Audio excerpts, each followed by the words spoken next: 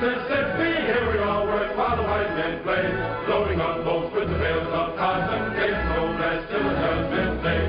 Get yourself a brand new gal, a lovely baby who's the apple of your eye. Old night clothes all I can tell, they often do better than the chicken pie. Here we all work on the Mississippi, here we all work while the white folks play, loading up boats with the bales of cotton, getting no rest till the judgment day.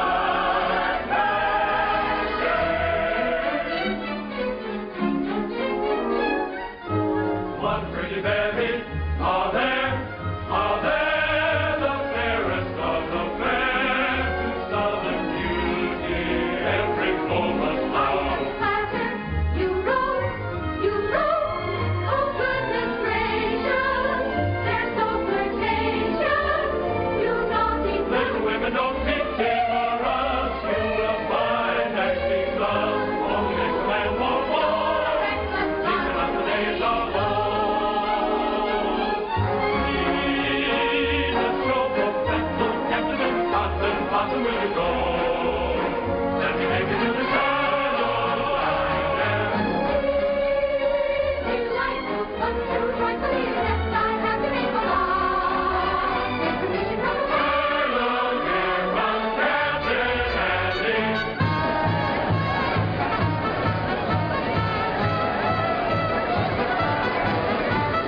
I have got such a wonderful show with the greatest of dramas and jolly comedies. Stephen Baker, the handsomest leading man, and beautiful Julie Laverne as well. Captain Blossom, Captain Andy's floating show. Thrills and laughter, concert after, everybody's sure to go. Captain Blossom, Captain Andy's floating show. Thrills and laughter, concert after, get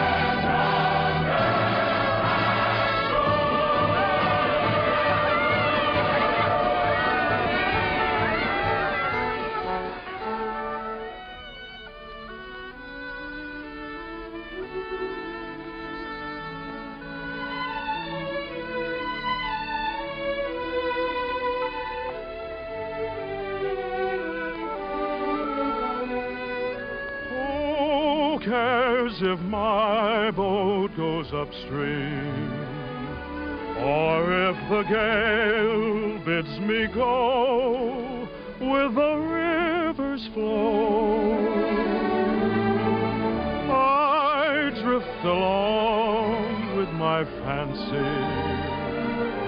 Sometimes I thank my lucky stars, my heart is free. And other times I wonder, where's the mate for me? Hello. How do you do? Are you an actress? Oh, no, but I'd give anything if I could be. Why? Well, because you can make believe so many wonderful things that never happen in real life. Well, if you like to make believe one thing, why can't we make believe we know each other? The game of just supposing is the sweetest game I know. Our dreams are more romantic than the world we see. And if the things we dream about don't happen to be so, that's just an unimportant technicality. So the cold and brutal fact is, you and I have never met. We need not mind conventions, P's and Q's. If we put our thoughts in practice, we can banish all regret. Imagining most anything we choose, we could make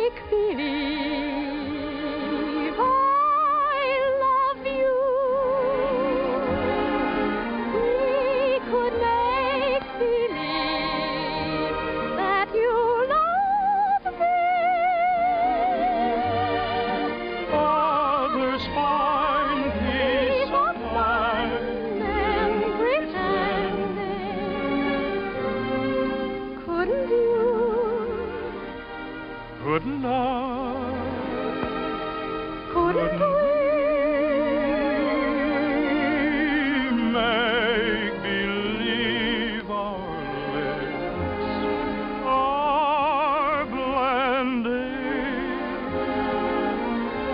in a phantom kiss, or two or three?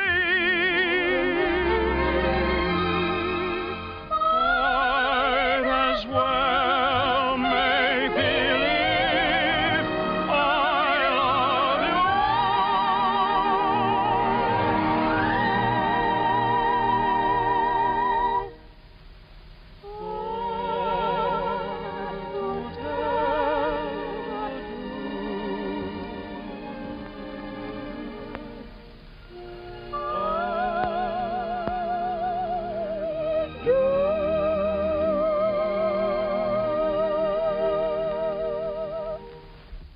Magnolia? Yes, Mother. Goodbye. I hope I see you again.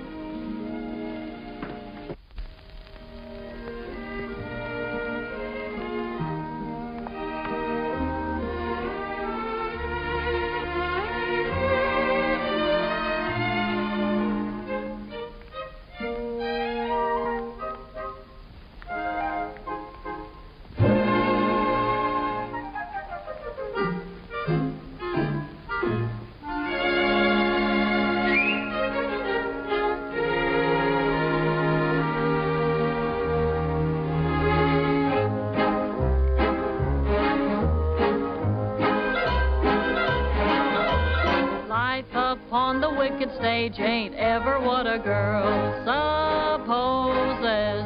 Stage door Johnnies aren't raging over you with gems and roses. When you let a feller hold your hand, which means an extra beer or sandwich, everybody whispers, ain't her life a whirl?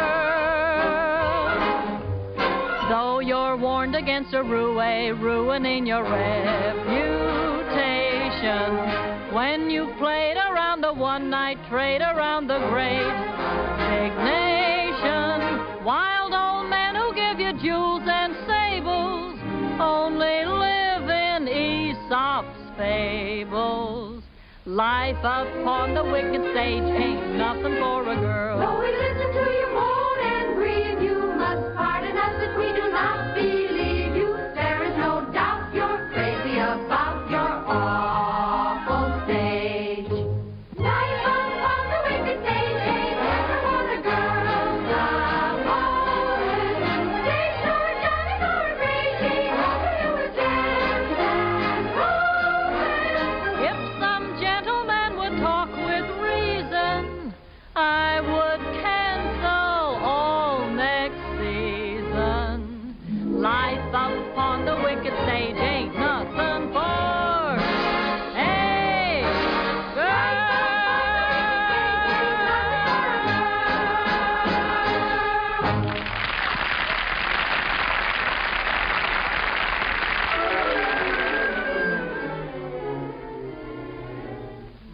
Oh, listen, sister, I love my Mr. Man, and I can't tell you why.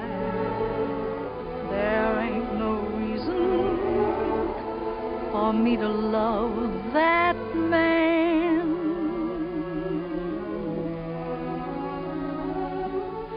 It must be something that the angels done planned.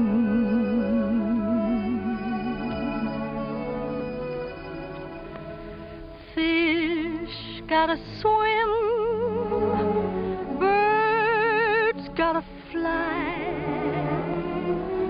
I gotta love one man till I die. Can't help loving that man of mine.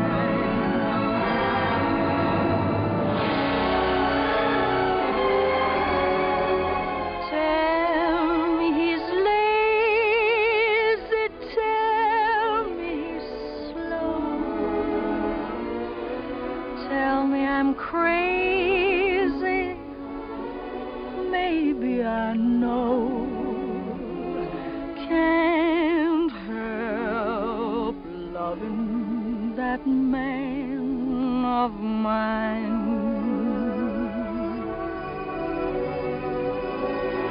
When he goes away,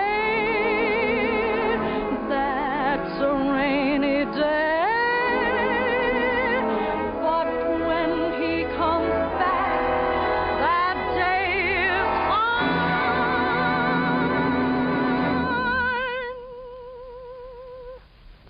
The sun will shine.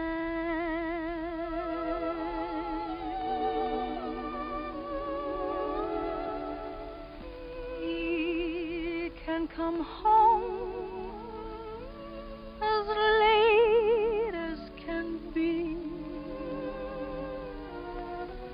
Home without him ain't no home to me.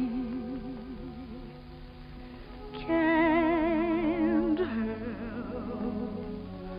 loving that man of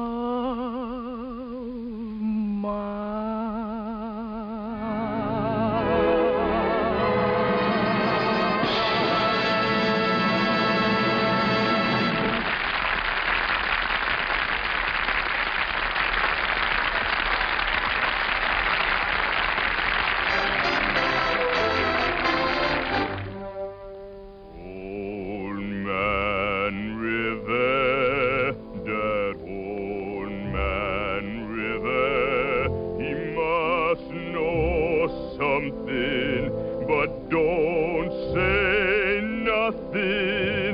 He just keeps rolling, he keeps on rolling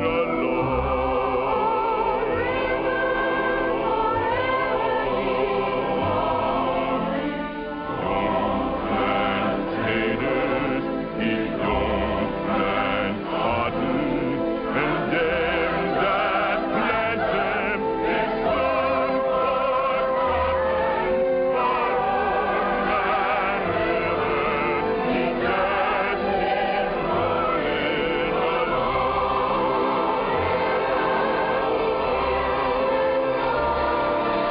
You and me, we sweat and strain, body all naked and a rack with pain. Oat that bark, lift that veil, get a little rock, and we land in death.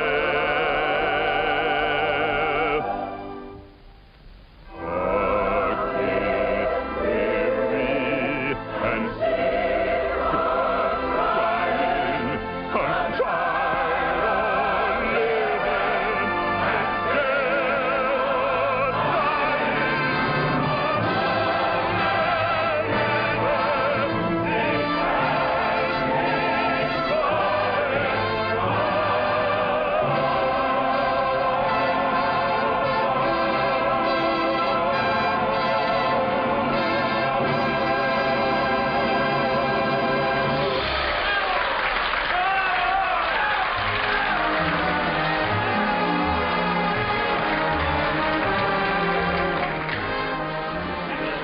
It'll run over a year. Well, over a year. Congratulations, Johnny. Number 3.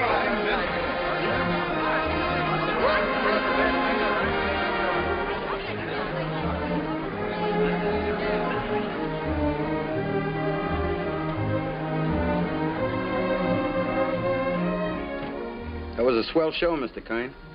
Well, thank you, Joe. Where to? The Waldorf, Mr. Kine? What was that, Joe? that big shindig are throwing for you. It's down at the Waldorf, eh, Mr. Kine? Yes. But first I'd like to stop off at the house of an old friend. Yes, sir. Just for a moment, Joe. Turn right at the next crossing. It's not very far. I'm looking for an old brownstone house. It was the home of a very great and good friend. Tonight during the show, I couldn't seem to get him off my mind. Yes, sir. And I'd like to be alone for a few minutes, Joe, before we go down to the Waldorf and face that crowd. Oh, I get you. It's like a minute of silence, something like that, huh? Yes, Joe, something like that. Here, stop here, Joe. Here at the corner? In front of that radio shop. Oh, there it is. See? You mean that lodging house sandwiched in there? Mm-hmm. Well, of course, it didn't have that room to let sign in the window then. And other than that, it hasn't changed very much. Well, the street has changed. Changed quite a bit since I first walked down it years ago. Joe, did you notice this radio shop? Well, that was a bicycle shop the first time I ever saw it. I remember the day very well. It was spring, and I might have been any American kid coming down that street. I had a song under my arm, my hopes were high, and the world was wonderful. I was ambitious, and I was eager, but I needed a little help. I'd been told that the best man to give it to me was a man by the name of Hessler, James Hessler.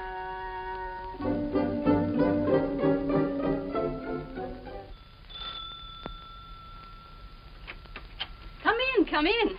You're an hour late already. I suppose you realize that. You can start on the upstairs bedroom immediately. Mrs. Muller, Daddy wants some more roast beef. I'll be there in a second, Mr. Hessler, and see that you get to their nests, young man. He's not the moth killer. I'm a songwriter. A songwriter. I see. You entered under false pretenses. Well, it won't do you any good, young man. Mr. Hessler isn't seeing songwriters anymore. He's going in for better things.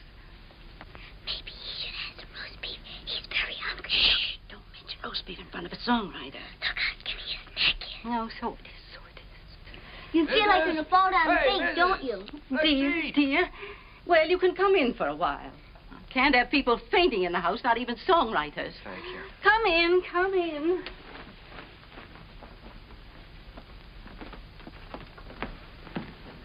Daddy, he's starving to death. Mr. Hessler, Mr. Max. Yes, I know. Mr. Max Dreyfus of the Harms Company sent you. Written a little tune. He thinks it has possibilities if it's properly arranged. Now, I'm to help you arrange it. Look how skinny his neck is, Daddy. Why, he said that, He told you that I was the greatest arranger in America, and I should give you a few lessons. Oh, my friend, he's right. There's only one catch. I've given up arranging. I'm through dressing up silly little tunes for girl shows and beer halls. I'm going to write some real music for a change. Oh, here, Mrs. Set it down here. The trouble with you songwriters is all you ever think about is making money. Here, sit down, have some roast beef. Oh, well, no, thank you. Go ahead, sit down. No, you never think of doing anything big, anything worthwhile, like Brahms or No, don't sit down there, please. It's Mrs. Hessler's place, rest her soul. We always keep it set for her. Oh, I'm sorry. Yeah, sit down here. No, all you fellas want to do is write sugary little tunes and make a lot of money. Did you ever hear Beethoven's Eroica? Or Mozart's Jupiter? Didn't they do something to you? Great heavens, doesn't genius touch you fellas at all? Daddy's a genius. Yes, Daddy's a genius. No, my friend, in 3 weeks I'm going to England where I can work. I can have some peace and quiet. No mushy little melodies to be fancied up for public consumption. I'm going to write a symphony. Daddy's gonna write an opera just for me. Here, go ahead, eat up. Maybe it'll give you some gumption. Well, I'm terribly sorry, Mr. Hessler. I had a big lunch with Mr. Dreyfus just before I left. It was roast beef, too. Yeah, well, what's the matter? Just because you're not hungry, you don't have to go, do you? Have some brandy with me. Help me celebrate my liberation from mediocrity. Mrs., get a couple of liqueur glasses, will you? Sally, will you show the gentleman into the parlor? I'm going upstairs and see if I can find that bottle of Napoleon. Have you a song in there? Mm-hmm. I'm taking piano lessons. Daddy wants me to be an opera singer when I grow up. Why don't you write an opera? Well, Sally, I'm afraid I only write the silly little tunes. You know, the ones your father doesn't like. Let me see if I can play your song. Do you mind? Oh, I wish you would. It's very easy. Here.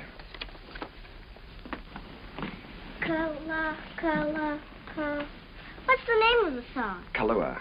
That's a funny name. Sounds like candy, like gumdrops. Well, it's the name of a very romantic beach in Hawaii, Sally. No, that's B. B natural. Here, let me show you. Now, here's the melody. Should be played with clarinets. Oh, no. Wait a minute. No, that's not right. You've got to use clarinets to play the vamp. Oh, I was thinking of using brass there. Brass and spoil your finish? Good heavens, man. You've always got to save the brass for the finish. Oh.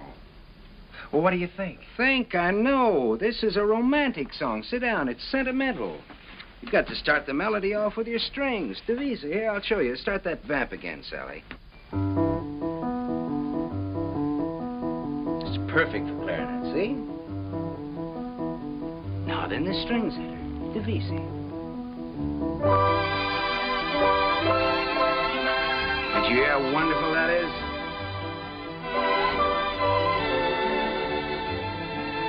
Now then, add trombones, muted trombones.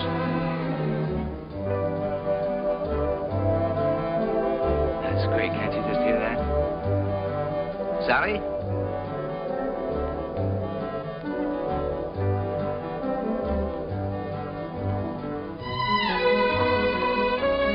No, wait a minute.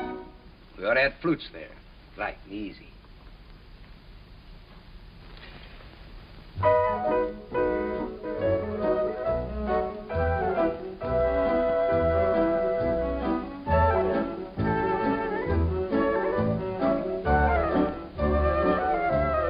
Now then, add your brass.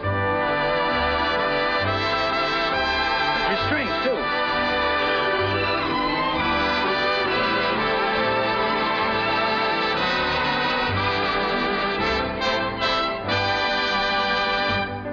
You see? Not easy?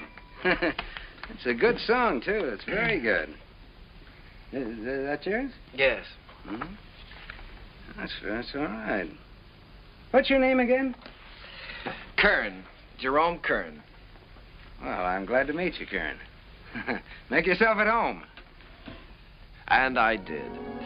My life became a pattern of notes and clefs, tempos and modulations. We worked hour after hour, day after day. It was the beginning of a friendship. It was the beginning of a lot of things. And now, not only did I have a best friend, I had a best girl, Sally. And what a girl. Oh, those were never to be forgotten days, and I hated to think of them ending. But at last the time came when Jim had to leave for England. Oh, here, Jim, let me help you. Oh, it's those symphonies of yours. They're as heavy and bulky as lead. Nice they're not tinny like some tunes I've heard.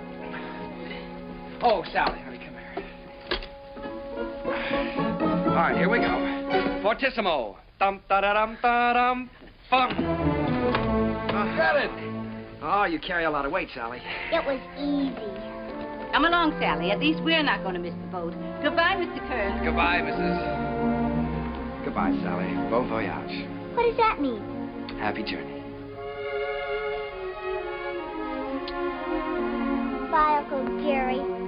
Be a good boy. This will be the end of it, boys. Don't forget to pack my song, Daddy. No, I'm good. She means Kahlua. Oh, that is her song, Jim. You know, if it hadn't been for Sally, I wouldn't be here now.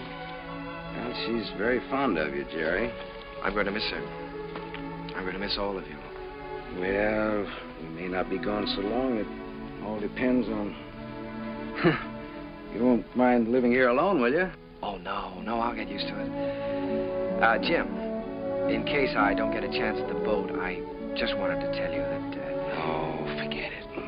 I like arranging now that I'm through with it. I'm glad to have been some help. No, it's more than that. It's been your kindness and your home here. Look, Jerry, I just want you to write some good music, some real music. That's all the thanks I want. Don't waste your time fussing with those wheezy little tunes. Think big. Try to be somebody. I will, Jim. I'll try to be as big as I can. Yeah, good. That's fine. Well, we better be on our way. Oh, good heavens, Sally's song. You know, I'm so tickled that she remembered that. Remembered? It's your song, Jerry. She couldn't forget.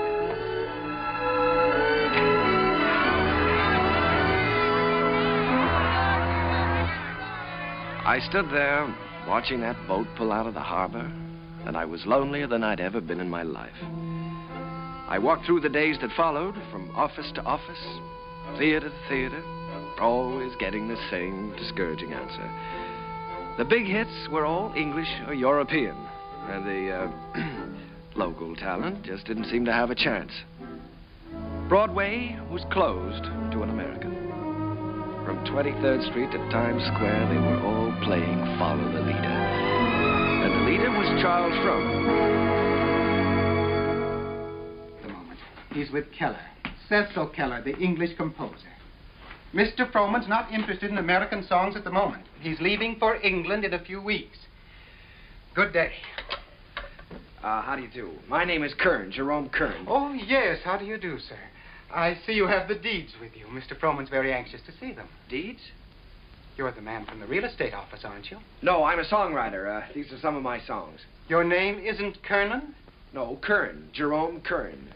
I'm sorry. Mr. Frohman hasn't a minute to waste. I'm afraid I must say good day. Well, now, maybe if he'd listened to one of my songs, I have one that could be made very English. Good day, sir. Goodbye, Mr. Frohman. Goodbye, Mr. Keller. I'll see you in London soon. I'll call you when I get there. Thank you. I'll be waiting for your call.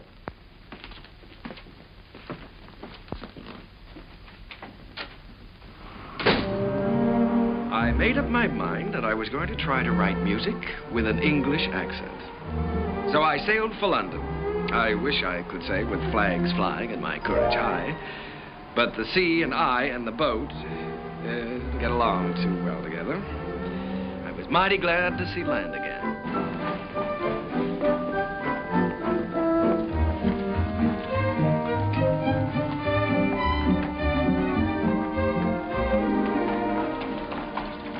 Excuse me, could you tell me where Mr. Hessler lives? Hessler?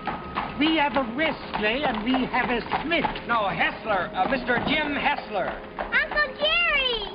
Sally! Oh, honey, it's so good to see you. We didn't know you were coming. Well, I didn't know I was myself. Daddy will be so glad to see you.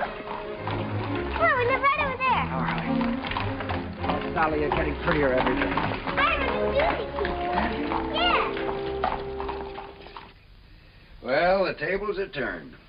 American songwriter invades England.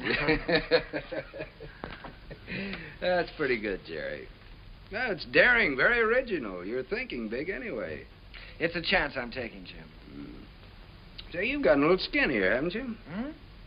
I haven't been getting enough roast beef lately, I guess. Jerry, I look at you sitting there, and it's just hard for me to believe you haven't been here all the time. Thanks, Jim. It's sort of like being home again. How was the symphony coming along? All right?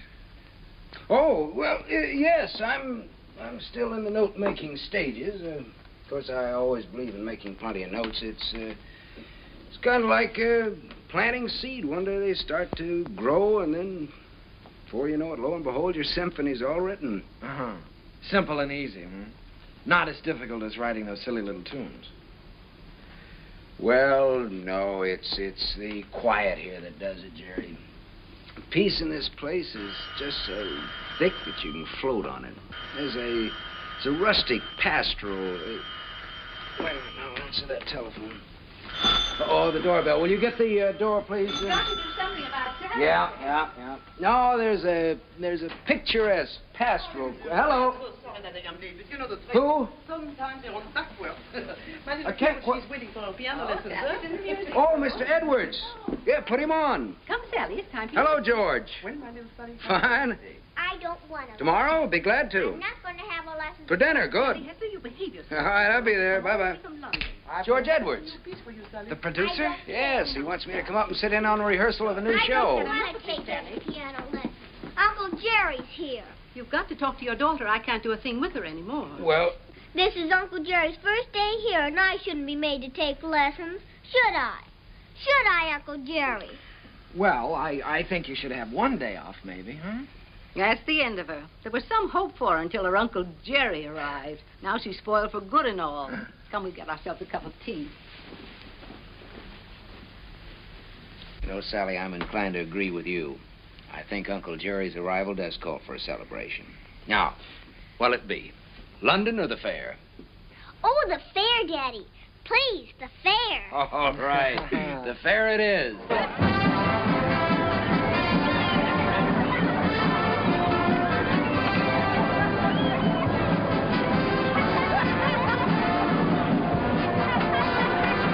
How do you do, my lady? How do you do? Hey, you all, welcome and try your light on.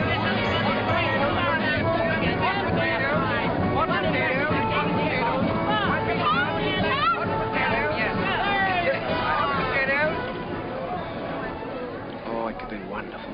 Could be wonderful. Oh, no, Jerry. I don't want Sally to go up in the swings, not till she's a little older. The whole stage full of swings and a boy and girl in each swing and all of them singing.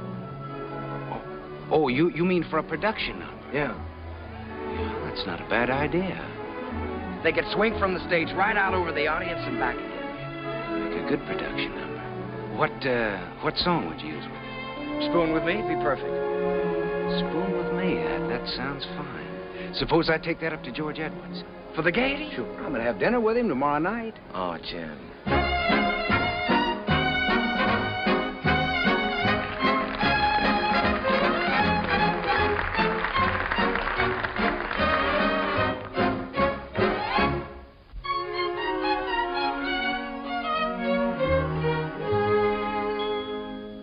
I don't know why I am so very shy.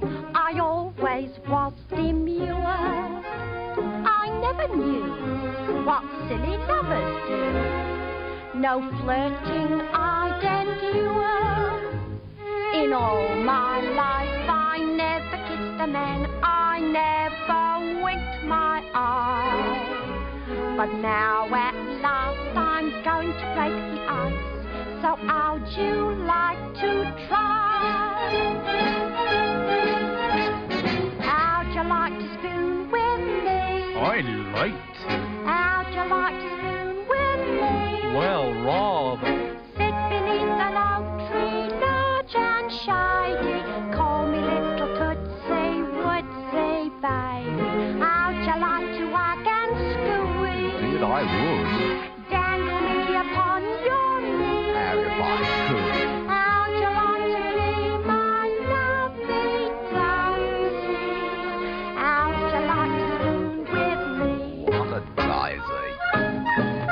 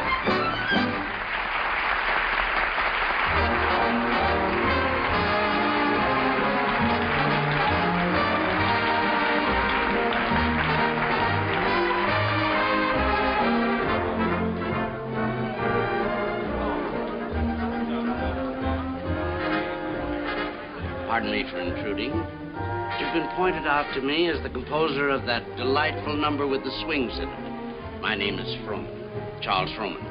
Mr. Kern, I want to congratulate you. Froman. I'm sorry, sir. It isn't my number. My name isn't Kern. There's Mr. Kern, sir. Down the bar bit. That gentleman there? Why, he can't be the composer. It's him, sir, sipping sherry. And a very nice gentleman he is, too, sir, for a musician. Mr. Froman, I have something here which I know you'd like. It's a beautiful number with parasols, with all sorts of parasols.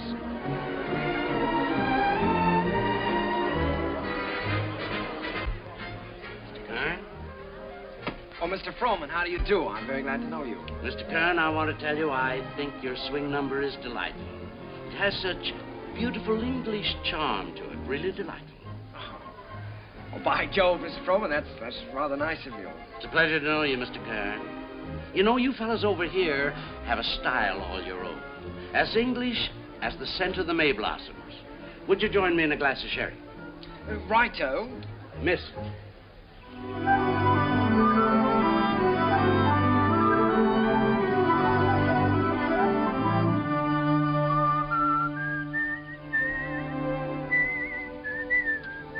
I'd give that one up if I were you.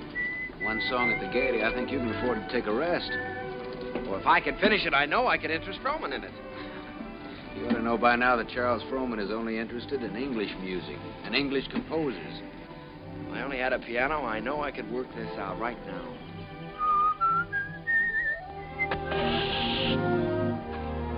Flat.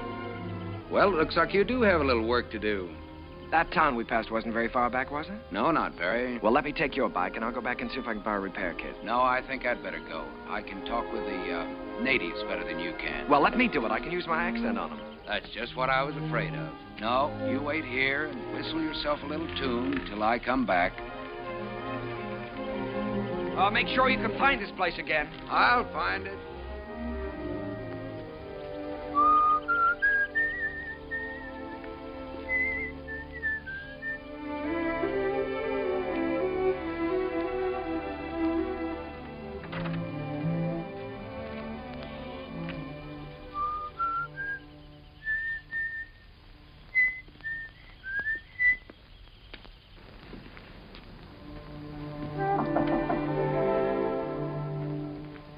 I say, is anyone there?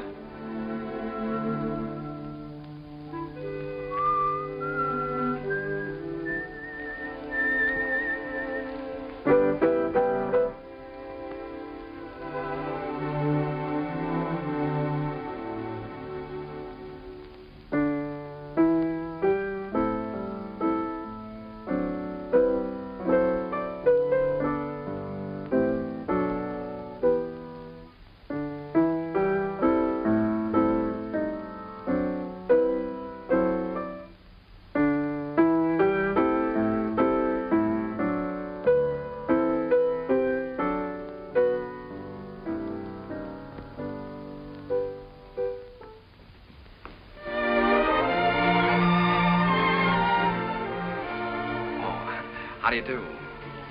Did Mr. Timkins send you?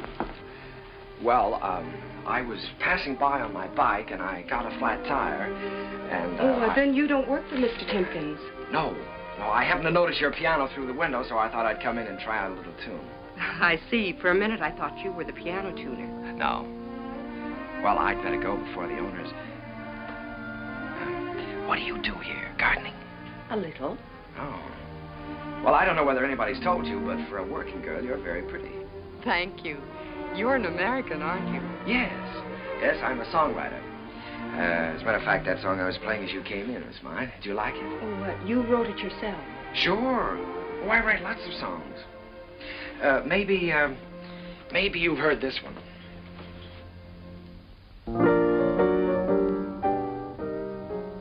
Why, that's from the Gaieties. Everybody's singing it. Uh-huh. Now, this is the one I was working on.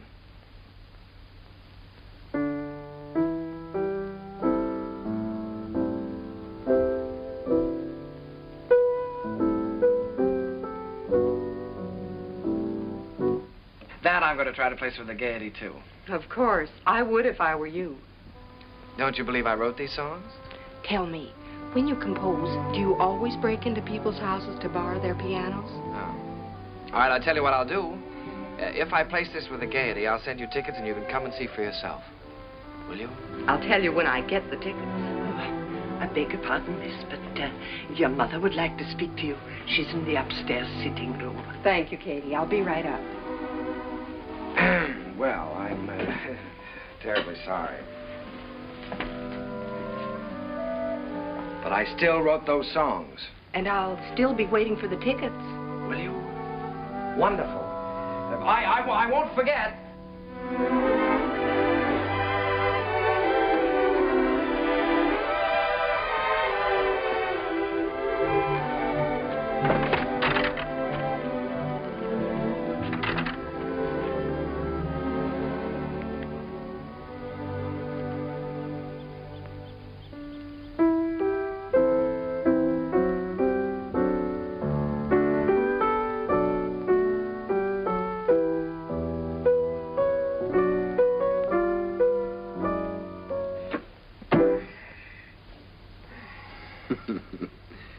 And you were the lad who wasn't going to fall in love with anybody for a long, long time. Well, this girl is different.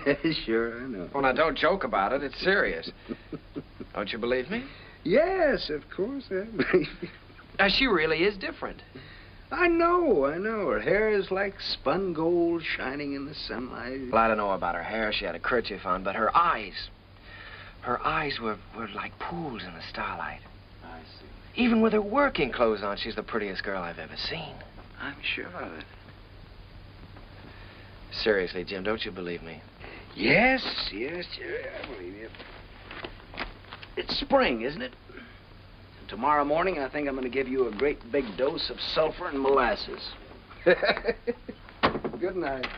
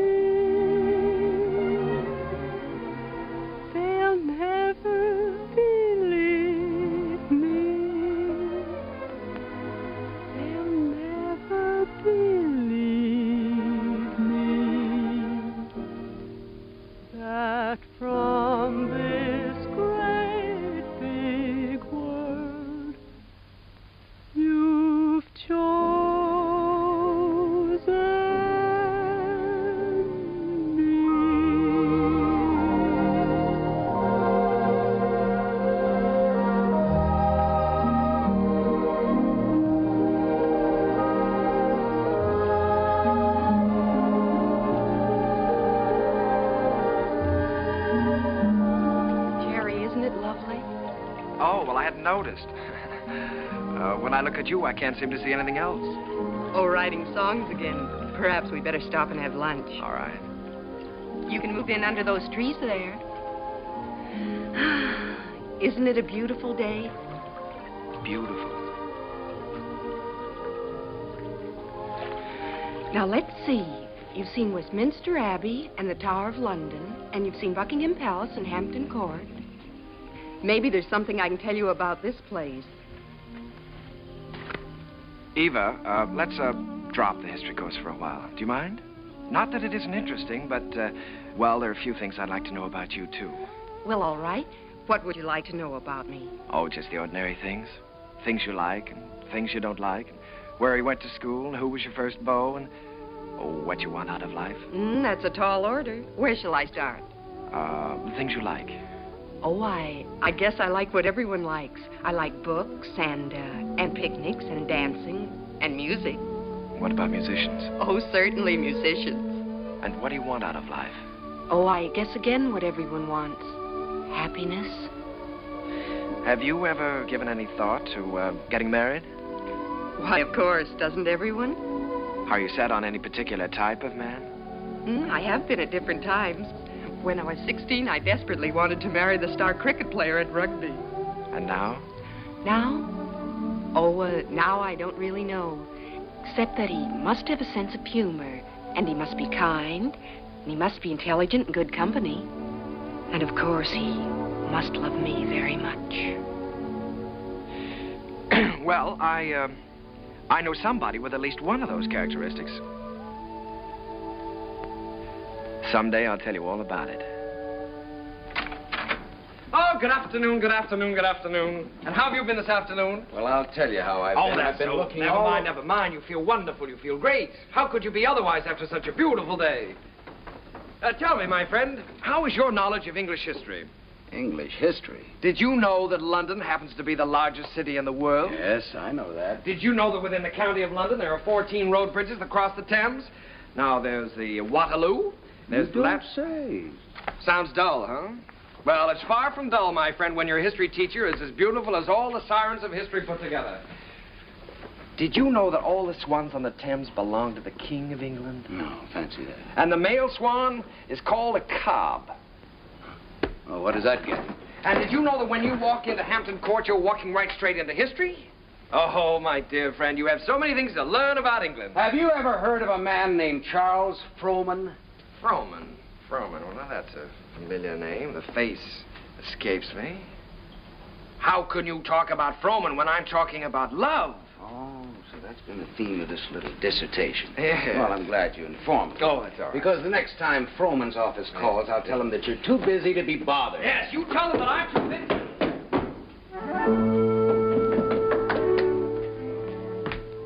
Did you say the next time Frohman's office calls? That's what I said. They've been calling you all day. But why should I bore you with such trivial details? Well, what do they want?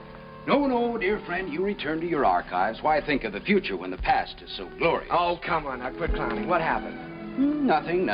Frohman just wants you to write 4 songs for his new show. If, of course, you can spare the time. Well, why didn't you tell me about it? Why didn't I tell you about it? Well, come on, let's get going. There's no time. We've got to do that on the ship. On the what? On the ship. We're sailing with Charles Frohman tomorrow. We have to start rehearsal in 6 weeks in New York. Oh, Jim, Oh, no. Look, Jerry, this is the chance you've been waiting for.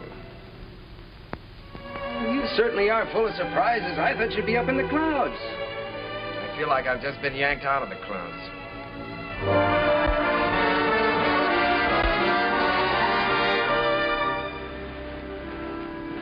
Jerry, aren't you coming down for lunch? No, Jim, I'm not very hungry. Now, look, you've got to snap out of this. It isn't the end of the world, it's the beginning. Here you are on your way back home with a Charles Frohman contract in your pocket. Why, you ought to feel wonderful. I know it. That's what I keep telling myself. You go back to England. If I just could have seen her once more. Jerry, it was all we could do to catch the boat. You couldn't help that. You talked to her on the phone. On the phone? What can you say on the phone? Hello, it was nice seeing you. Take care of yourself. Oh, Jim, there were so many things that I wanted to say to her. Now, look, Jerry, you've got to think about your career. Things are just starting for you. Yeah? You can say that over and over again, and you know what happens? What? Nothing. Jim, you know, for the first time in my life, I'm lonely. Here I am on a ship full of people with you, and I might as well be on a desert island all by myself. Did you ever feel this way? Yes, once. What did you do about it? I married the girl. Oh, hello, Mr. Frohman. Hello there. been looking for you two. You weren't down to breakfast. No, the first day out is always a little rough on me. Good Englishman should have his sea legs by now. Come and have lunch with me. Mr. Froman, there's something I must tell you. I'm not an Englishman. Mr. Kern, there's something I must tell you. I never thought that you were. At least not after the first 15 minutes. Matter of fact, I'm very proud to be able to present a new American composer to Broadway. Thank you, Mr. Froman. I have a lot of faith in you, Jerry. Just received a wireless from Julia Sanderson. She's accepted the part of the girl from Utah. Wonderful. Now I've got to have a great song for her. If it's a love song, he's got one.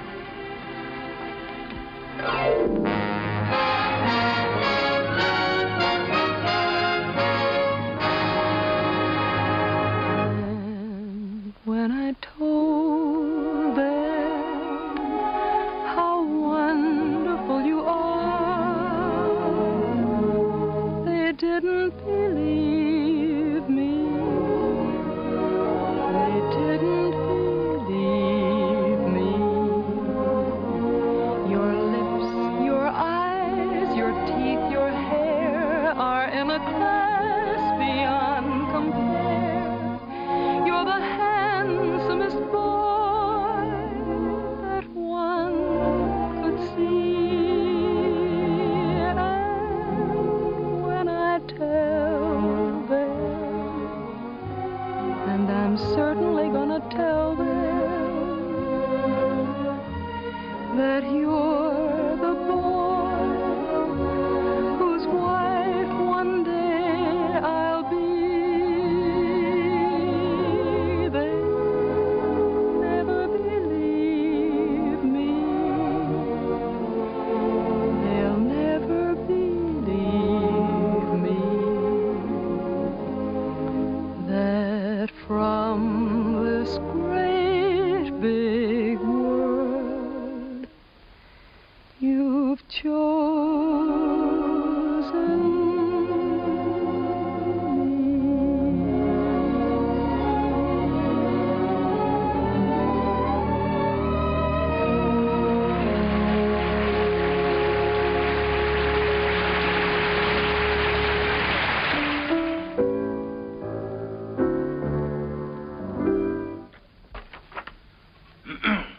Here. I've got the Clouds number worked out pretty well now, huh? I never realized that writing a complete score was such a job before. Well, one good all-night session like this does wonders. We could use another week. We weren't 3 weeks late already. Oh, I hope he likes it, Tim. Rowan, he'd be crazy about it. If he hasn't gone out and bought himself another show while he's been waiting. Good morning. Sally, what are you doing up? I'm going to have my breakfast. Right. It isn't morning already. No, it can't be. Sally, you'll be late for school. I'm coming. Say, Jim, don't you think I better call Froman's secretary and get an appointment? You better call him at home. It's a little early. Good morning. Bryant, 2446, please. Do you think it's in good enough condition for him to hear? Oh, yeah, sure. It's in good shape for a first draft. Hello, this is Kern, Jerry Kern. Mr. Froman was expecting me to call today about an appointment. He's leaving for England. Well, but he promised that he was going to listen to my show, Oh Boy, for his next production. Say it's today. Oh, all right, thanks. Well, that's it.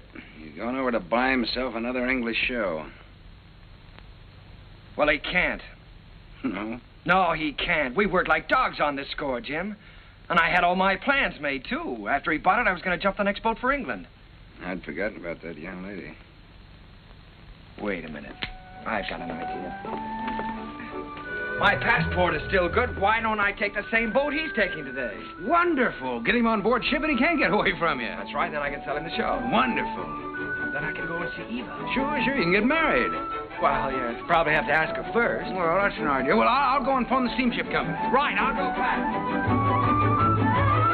Driver, you think you can make it all right? If we get a break in traffic and the old engine holds out. Oh, Uncle Jerry.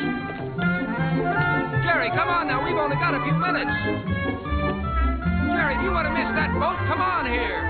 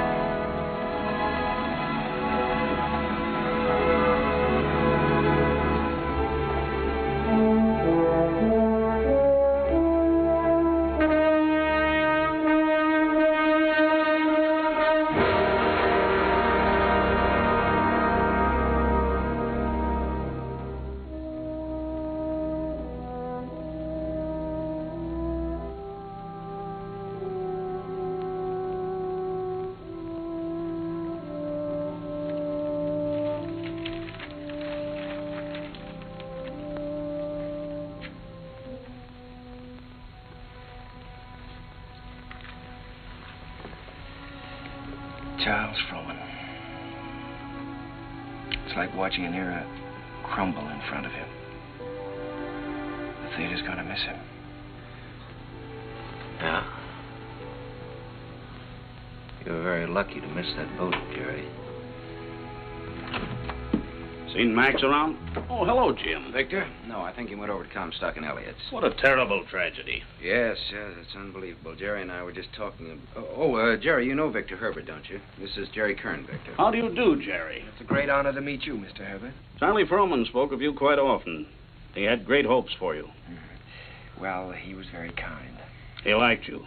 But more important, he respected you. And it's easy to see why. You've got a song to sing. Thank you, Mr. Herbert. Look down at that city, Jerry. It's made up of millions of people. And music has played a part in all their lives. Lullabies, love songs, hymns, anthems. Must be pretty wonderful, Mr. Herbert, to realize that people you don't even know and never will know are singing your songs, and all of them asking for more of the Victor Herbert music. It makes me feel grateful, Jerry, and very humble. One of these days you'll find out yourself how it feels. What is it my publishers call me? The Dean of American Music. Well, I think you're going to be the next dean. One thing I must admit, you've got a better figure for it. Keep writing, boy. Don't let anything stop you. Good night. Good night, Mr. Herbert. Night, Victor. Good night, Jim. Good evening, Mr. Herbert. It's a deal, gentlemen. Congratulations. Comstock and Elliott are going to produce Oh Boy. Max just sent me over with the check. What's the matter? Aren't you fellas happy? Yeah, we're happy. Thanks. Turn out those lights again, will you, Ed?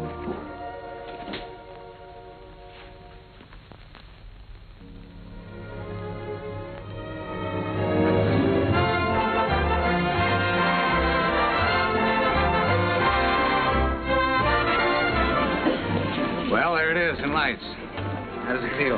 Well, it feels pretty good. If I could just get rid of some of these butterflies in my stomach. How do you feel? Well, I've got a little butterfly trouble myself.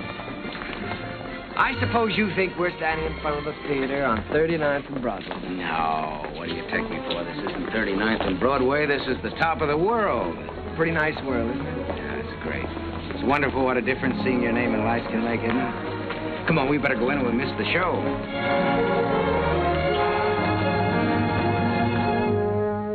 The rain comes a pitter-patter, and I'd like to be safe in bed. Skies are weeping while the world is sleeping, trouble heaping on our heads. It is vain to remain and chatter, and to wait for a clearer sky. Helter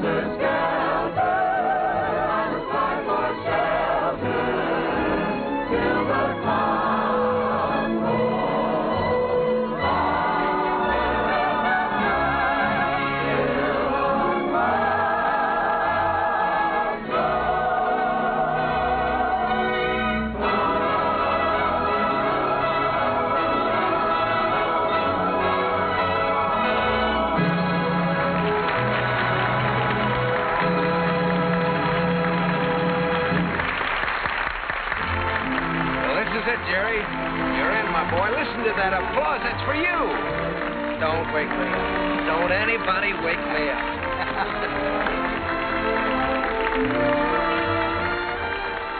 Figured out how you're going to spend your money yet? Well, for one thing, I think I'll buy an interest in Harms. For another... You think you might take a little ocean voyage? Well, good luck. I don't see how she can possibly say no. No, that's what I'm worried about. I'm afraid she is going to say no, Jim. You know, I can't get her out of my mind. She's... Yeah, I know. I've been through this before. She's everything you've ever dreamed of on this earth. She's everything I've ever dreamed of in heaven.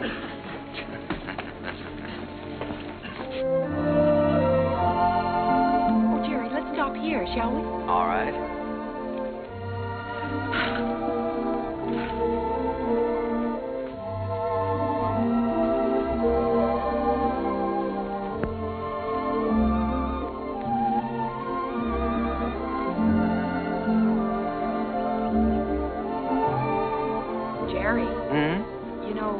Write very often. Well, my letters weren't very interesting, Eva, so I tore them up. As a matter of fact, you didn't write very often yourself. A lady doesn't correspond with a gentleman, unless it's a reason other than a personal one. Oh, well, now, doesn't that sound a little silly to you? No, it sounds altogether fitting and proper. Oh. You want to fight? A lady doesn't fight. Well, what does a lady do? Oh, you're impossible. Well, you're right. If I were you, I'd have nothing to do with me. In fact, if I were you, when I ask you to marry me, I'd say no. Just on the grounds that a lady never says yes. Now, see here. Are you going to ask me to marry you? Might, with a little encouragement. A lady doesn't... In my country, if a lady wants to be asked, she has to be encouraging. In my country... In your country? What in your country? Well, there are proper ways to go about such things in every country. Oh. Well, then let me put it this way. From the very first moment I saw you, when you walked in from the garden, I knew that out of all the women in the world, I'd finally found the right one. The only one. I wanted to tell you then. I wanted to say, hello, funny face.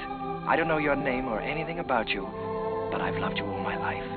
You were my first school teacher, my first date, the first girl I ever kissed, and everything in the world to me. You see, I recognized you immediately. You thought all that? That's right. I stood there thinking that, wondering what you'd do if I kissed you. What would you have done? What would you do now?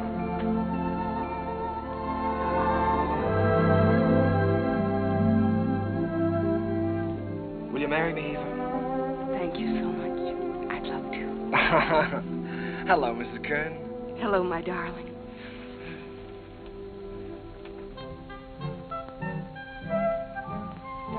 They're here, Daddy. They're coming up the steps.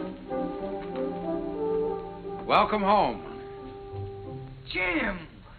What, you old fox, you really did it this time. Nothing, my boy, nothing, just a little gesture. Jim, this is Eva. Hello, Eva. Hello. Well, you've married the nicest guy in this world, but the craziest. Oh, now, wait a minute. I was keeping that from her. Isn't she sensational, Jim? Jerry. Honey, turn around and let him look at you. Oh, Jerry. Look at that hair and those eyes. Have you ever seen a woman like that in your life before? Only once.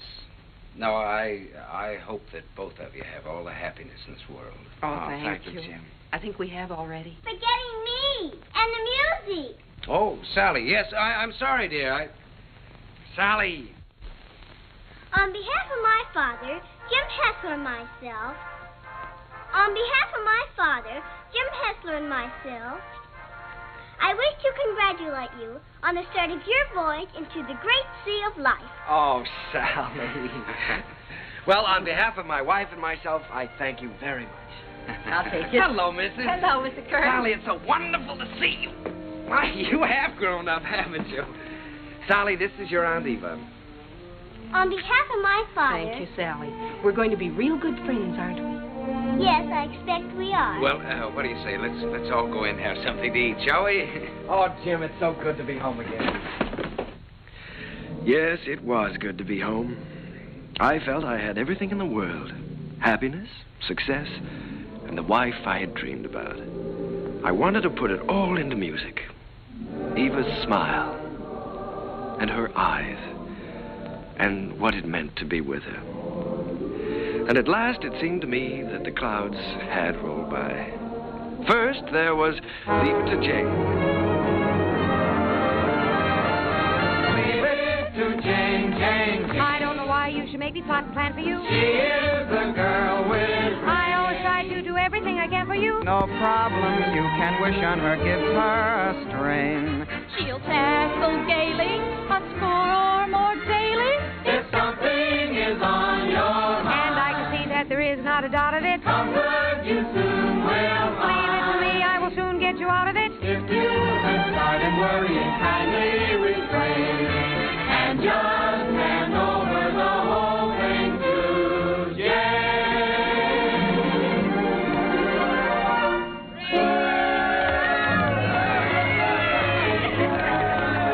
Well, Jane, why don't you tell us how you do it? Yes, come on, Jane, tell us.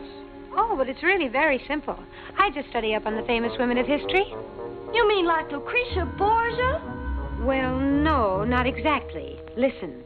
In days of old, beside the Nile, a famous queen there dwelt. Her clothes were few, but full of style, her figure slim and svelte. On every man that wandered by, she pulled the seat of Bara. And everyone observed with awe that her work was swift, but never raw. I'd be like Cleopatra if I could have my way. Each man she met, she wed and kissed, and she dozens on her waiting list. I wish that I had lived there beside the pyramid. For a girl today don't get the scope that Cleopatra did.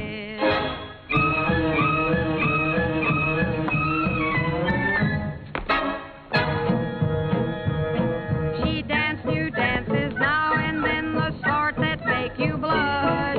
Each time she did them, scores of men got injured in the rush. They'd stand there gaping in a line and watch her agitate her spine. It simply used to knock them flat when she went like this and then like that. That dancing Cleopatra was always on the spot. She gave those poor Egyptian kings something else to watch besides the Sphinx. Mark Antony admitted that what first made him skid was the wibbly wobbly wibbly dance that Cleopatra did.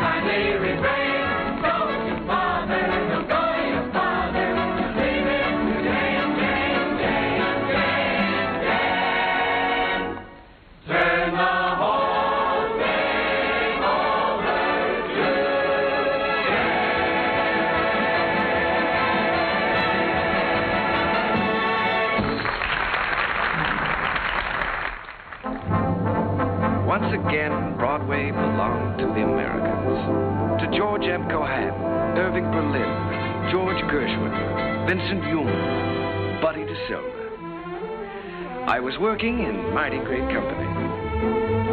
And in one of my own shows, Sally, I was fortunate enough to have the reigning queen of the era, the wistful, lovely, unforgettable Marilyn Miller.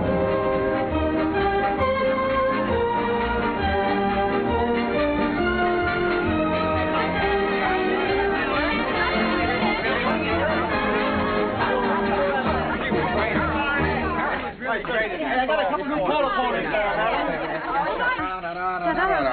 All right, Larry, thank you. Hazel, my dress. I have it right here. Oh, we're going to have to hurry. How's it going? Oh, my goodness. I was never so nervous in my life to see me trip. Oh, you are nice. More flowers from Mr. Ziegfeld. Oh, how wonderful. Lovely. Says the first act was a dream, signed Flo. Wish she'd said the second act. Don't worry about the second act. Second's better than the first. No. Thank you. Hazel, is everything ready for the quick change? Everything's ready in the stage dressing room. All right. Thank you. Hazel, we got everything? Yes, everything's here. All right, let's go. Good luck, Miss Miller. Thank you. Good luck, dear. Oh, fine, Miss Miller. That's a lot better. Keep it up, Marilyn. Keep your fingers crossed, John. You bet. Oh, here you are, Miss Miller. Everything is ready. All right, Sam. Here you are, Miss Miller. I got it nice and warm for you. Put it right here. You got everything now?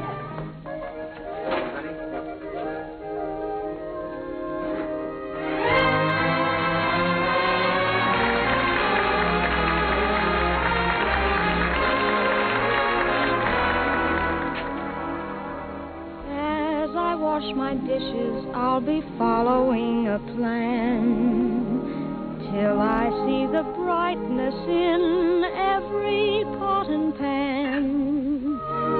I am sure this point of view will ease the daily grind, so I'll keep repeating in my mind.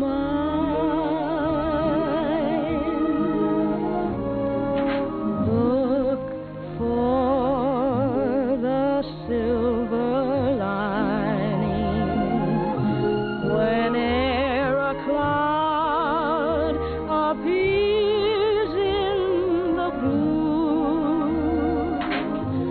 Remember, somewhere the sun is shining, and so the right thing to do is make it shine for you.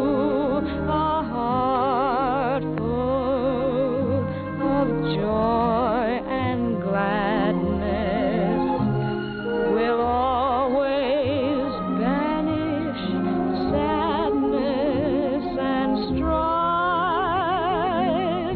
So always look for the silver lining and try to find the sunny side of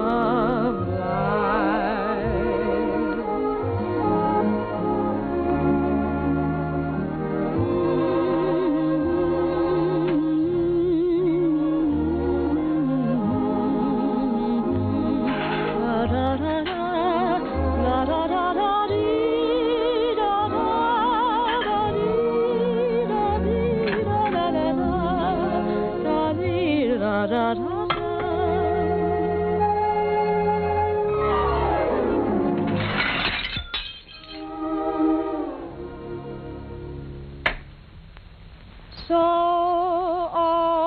always look for the silver lining and try to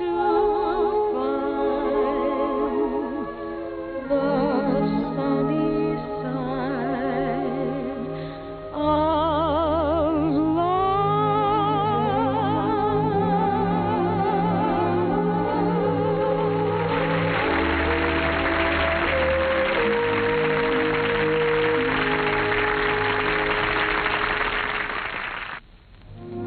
I never thought I'd ever keep a scrapbook, but it was nice to know that people were singing my songs and asking for more. Night Boat, Good Morning Dearie, The Ziegfeld Follies. Curtains went up, curtains came down, and I think I got to look a little more like a musician. Eva grew lovelier with every passing year. Our life was rich and full and very satisfying. And Jim and I, well, we grew a little grayer, a little more settled perhaps. He was still working on his symphony, Or so he said. But on the whole, the years didn't change as much. However, they certainly did change Sally. She was quite a young lady now. She'd been away at school. In fact, many schools. Well, Sally. Hello. Darling. Well, Sally, I thought you were at school. Well, I was. Oh. What happened this time? I just can't stand that school anymore, Uncle Jerry. I've left, and I'm not going back. What does your father say about that? Well, he hasn't said anything yet. He doesn't exactly know. You see, I just left there this morning, and I came right out here to talk to you. Oh, Uncle Jerry, I had to leave. I hated it so much I couldn't eat or sleep or anything. This is the third school you've left now, isn't it, Sally? Yes. Well, now, it seems to me that you ought to be able to make a go of one of them. Oh, I just don't seem to fit in very well. The kids all seem so... Oh, I don't know. All they're interested in are parties and clothes. They seem to think that's all there is to life. Oh, Uncle Jerry, I wish you'd talk to Dad for me. He'll listen to you. Well, Sally, you know your father isn't well. Then I ought to be home where I can take care of him. You ought to be at school completing your education. You want to make something of your life, don't you? Oh, I've had an education, and now I want to get down to something serious. Oh, Uncle Jerry, you did promise you'd help me get a start in the theater. I said I'd help you when you were ready. Your father wants you to complete your schooling first, Sally, and he's the boss. Oh, Uncle Jerry, Dad's forgotten what it's like to be young and feel like this, but you haven't. You haven't forgotten what it's like to stand on Broadway and look up at the lights and think, someday I'll see my name up there. You remember that feeling, don't you, Uncle Jerry? Yes, Sally, I've got to admit it, I do. Well, then that's more important than school or anything else in the world, isn't it? Isn't it, Uncle Jerry?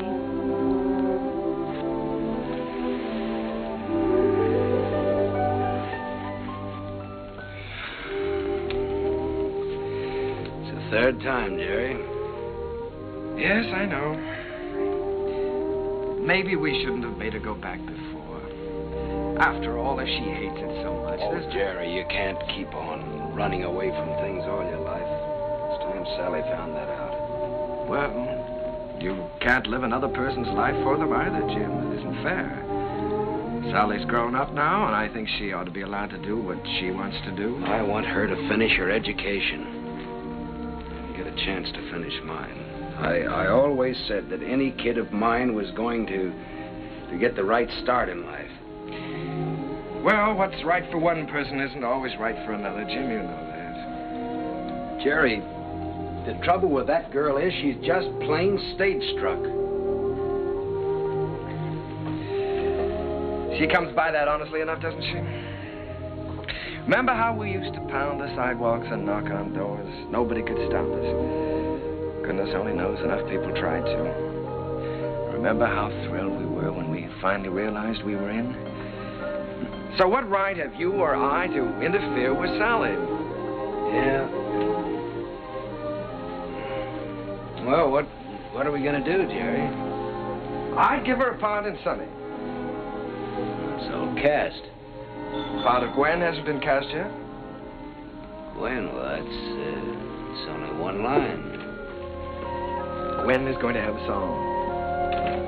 The doctor's here, Mr. Hessler. Oh, fine, miss. Doctor, I'll be with you upstairs in just a minute. Good evening, Mr. Kerr. Hello, Doctor. You know, when you get to be my age, you start collecting pills. Well, Jerry, I hope that works out all right.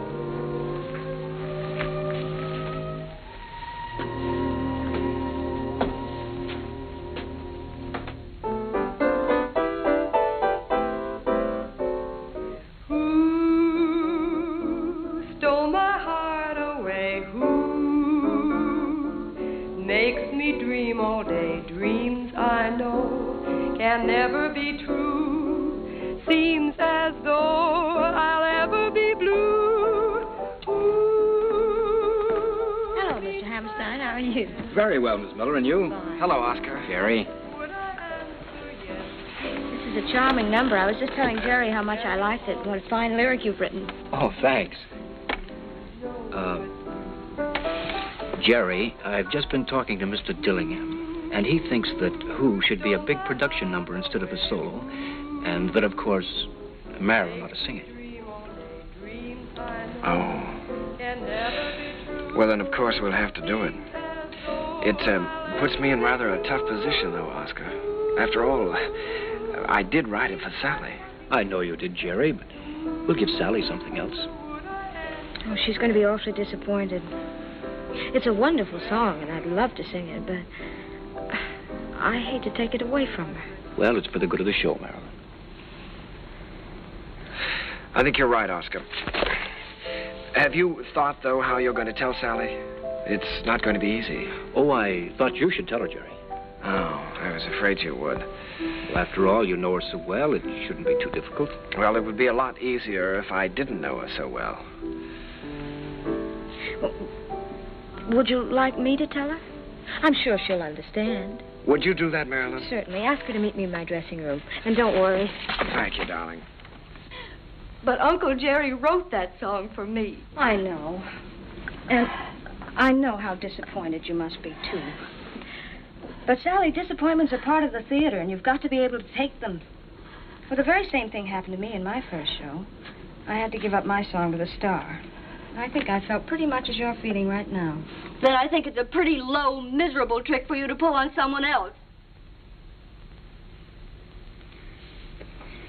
Sally, listen to me a minute. This is your first show. You're just starting. Now, there are going to be a good many songs and a good many shows for you. It may be difficult for you to understand now, but one day you'll realize you've got to give and take, whether you like it or not. I'll never take a song away from anyone else, especially if it's their first real chance. Sally, please don't put this on a personal basis. I don't want to take the song away from you. Then why are you doing it?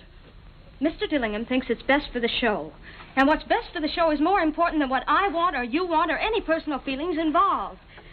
Don't you see that, Sally? Yes, I see it all right. You're trying to take my song away from me, and you aren't going to get away with it. Uncle Jerry wrote that song for me, and I'm going to sing it. I don't care whether you are the star. You're not going to take it away from me. Sally.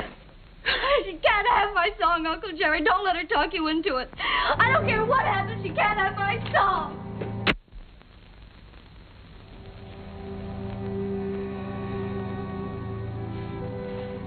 I'm sorry, Jerry.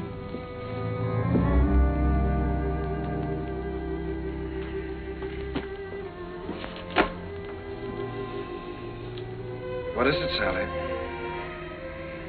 Am I still in the show, Uncle Jerry? If you want to be. You won't have a song, though. They took my song away from me, the song you wrote for me. Sally, there's a little thing called the good of the show. Apparently the show didn't seem very important to you this afternoon. Not important? You didn't care what happened to the show just so long as you got your way. The theater doesn't work that way, Sally. Nothing works that way. I learned something today. I suddenly realized that you're not ready for the theater yet. Not ready? No. All you have to offer is a small talent, a great deal of conceit, in return for which you want success.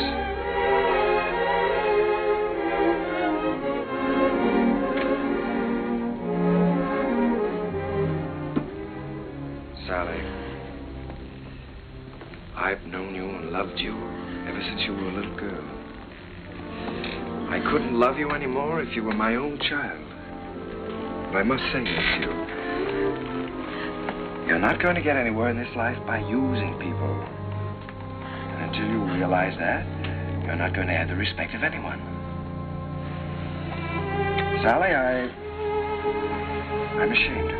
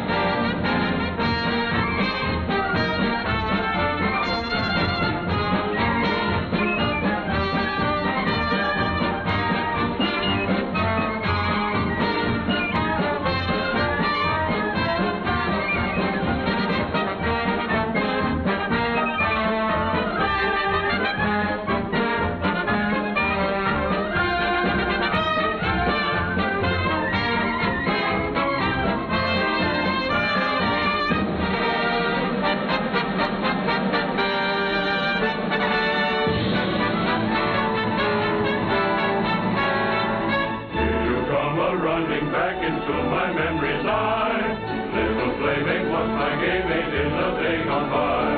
Ragged dresses, tangled tresses, flying o'er the hill. Heaven bless us, you no less the Sheriff Jackson still. You funny little willow that describes her to a T. She is full of fun, he named the lady perfectly. She is bright and sunny.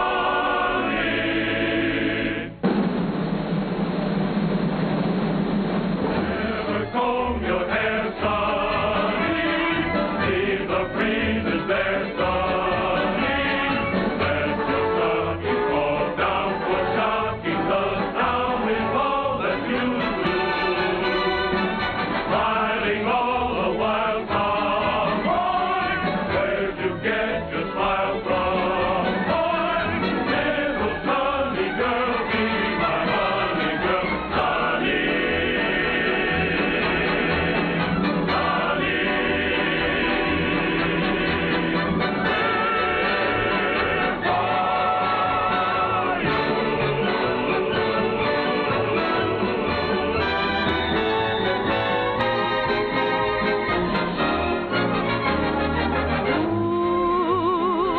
Stole my heart away.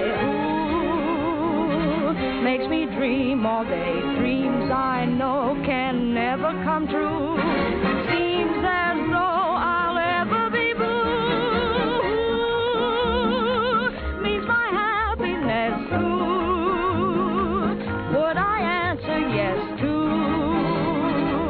Well, you ought to guess who. No one but you.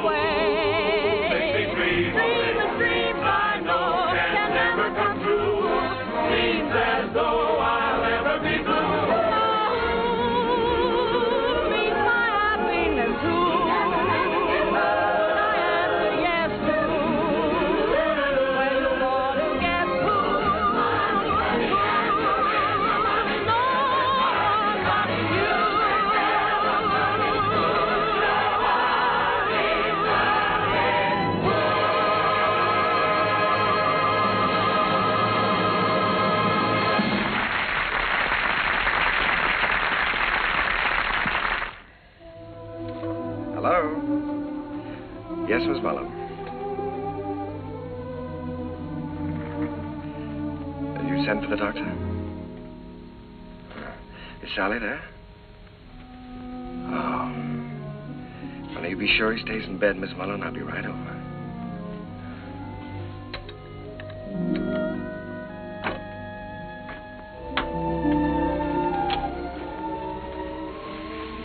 The doctor get here? He's upstairs in Mr. Hessler's room.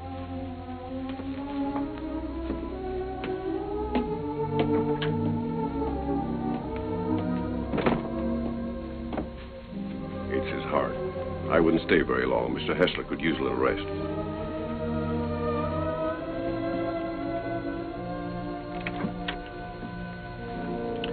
Well, good evening, Jim. Oh, Jerry. We missed you at the theater tonight. How are you? Sally's gone, Jerry. Yes, I know. Mrs. Muller told me. She didn't come down for dinner, so went up to her room.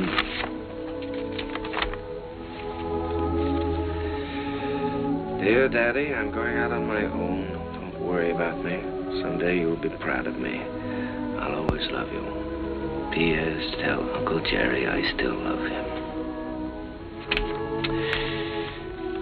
It's all my fault, Jim. I shouldn't have suggested that she'd be in the show. No, Jerry. Sally is Sally. It's time both of us faced that. Yes, I know, but I think I heard her. Well, she's got spunk, all right. Jerry, she's young. She's way too young to be out on her own. Well, now, look, Jim, don't you worry about this. I'll bring her back. I wish you'd do that. I promise you I'll try my utmost. Yeah, just as soon as you can. Good night, Jim. Why don't you get back into bed and get some rest? Yeah. I left no stone unturned trying to find Sally. Personal ads, private detectives. But the answer was always the same. No one had seen her.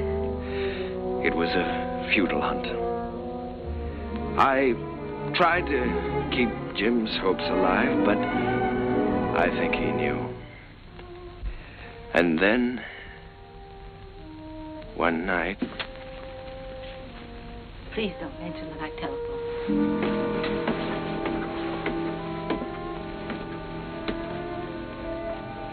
I think, Mr. Kern, you'd better go up right away. He's been asking for you.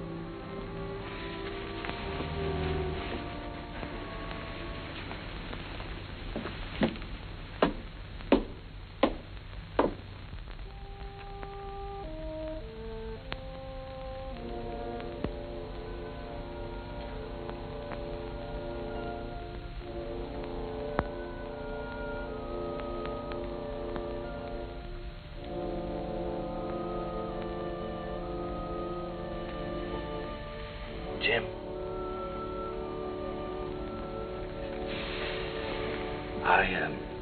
I was just driving by. I thought I'd drop in and say hello. Yeah. You forget I've known you a long time. Feeling better, aren't you? Yeah, I'm fine. Oh, that's good. All you need now is a little rest. Kind of quiet around here now. Yes, it is, but things will be popping again just as soon as Sally comes back. Have you heard from her, Jerry? No, not directly. But I've got a couple of very good leads. I've got a hunch they won't be very long now. Then I'm going to see to one thing, Mr. Hessler. You're going to finish that symphony. I've kept you from that too long now. I forgot about that symphony. Forgot about it years ago. Well, what about your notes? I never made any notes. I was just posing as usual. You know, I used to go around hollering about being a genius. You are a genius, Jim. And you with your wheezy little tunes. You were writing the real music. The folk music of America. Thanks, Jerry, for letting me kind of stick around. No, wait a minute. Let's get something straight, Jim. I didn't let you hang around. If it hadn't been for you and your faith in me, I would have quit half a dozen times, you know that. And if we're going to start handing out bouquets, I just want you to know that I don't know where to begin to thank you.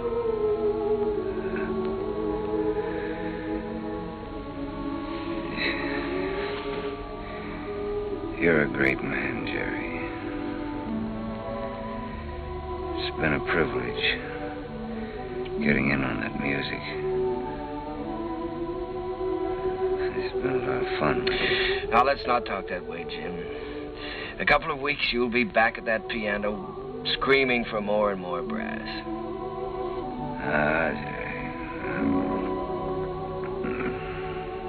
This looks like the time for strings.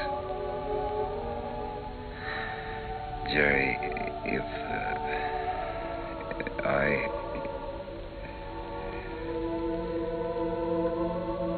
want you to look after Sally for me. Jim, you're going to be all right. So is Sally. In a couple of weeks, why, we'll be laughing about this.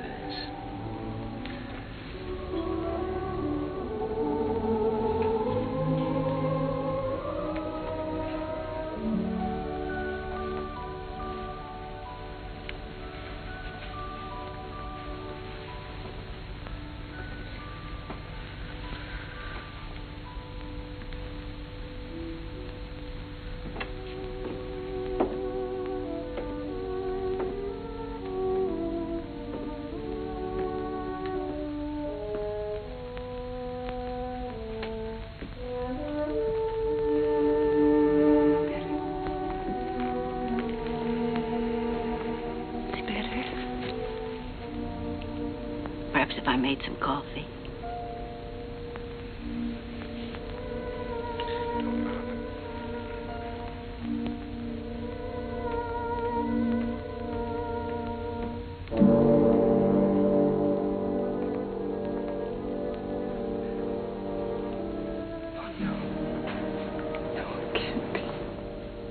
Mr. Kern had hardly closed the door when he...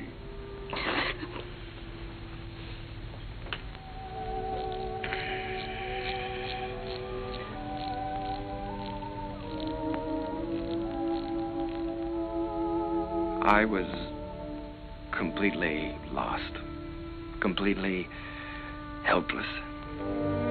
Jim was gone, and I had failed him, was still failing him.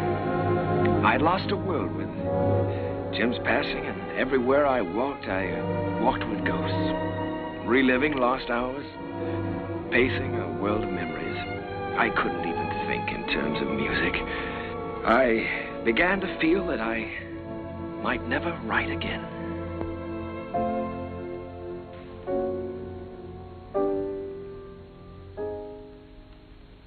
How long has this been going on? For weeks, Oscar. Ever since Jim died. He's a score to write me. Hasn't done one song. Well, that certainly doesn't sound like Jerry. He seems to have completely lost heart. Have you had any word of Sally? No, but he has every friend he ever had in show business looking. Well, don't worry about it. She'll turn up. It's Jerry I'm worried most about. You know, Oscar, I believe he's beginning to think he can't write music anymore. It's heartbreaking to watch him. Well, I have a book here I'd like him to take a look at. I've been commissioned to adapt it and write the lyrics, and I think Jerry's the man to do the music. I don't think he'll do it, Oscar.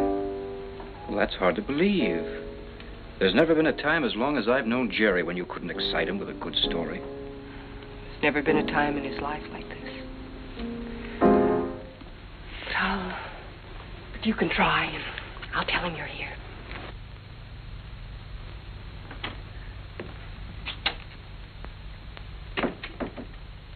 Hello. How's it going, dear? Oh, fine, darling, fine. I was just tinkering a little bit with the melody, but it's going to be all right. Of course it is. Aye, it is raining, isn't it? Jerry, Oscar Hammerstein's here. Oscar? Oh, darling, why didn't you tell me? Oscar, come in. Hello, Jerry. My goodness, it's good to see you. Won't you sit down? Sit down. Thanks, Jerry. Well, what's new? I'll tell you what brought me out here, Jerry. I came across a novel that I think's going to make a great show. Now, if you'll do the music, I'd like to do the book. Oscar, I'd love to. I really would, but, I have so many commitments right now that I don't think it wouldn't be fair to you or anyone concerned. Suppose I leave the book with you and you glance through it when you have time. Oh, it's no use, Oscar. Well, I'll leave it anyhow. See you next week. Won't you stay for dinner? I'd certainly like to, but I have to get back to town. Bye, Eve. I'll see you to the door, Oscar. Bye. Bye.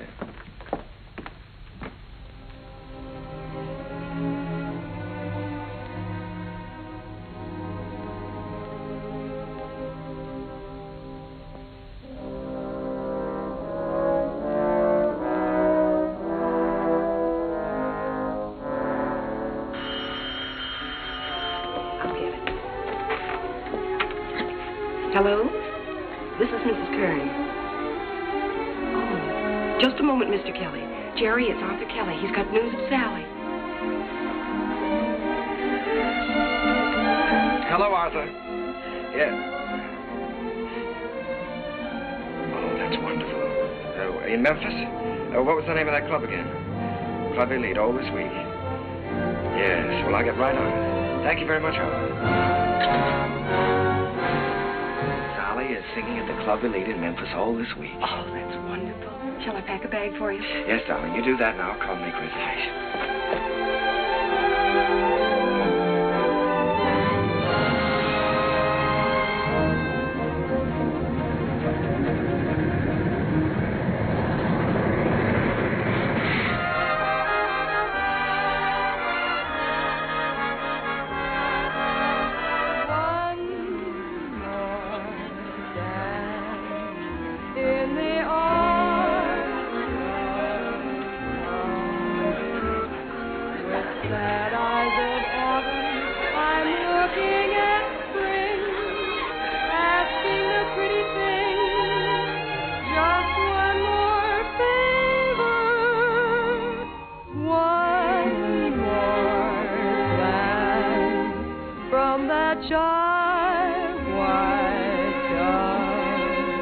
One more night, if you will.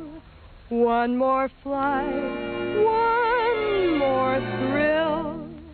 One more dance, if you will, with me.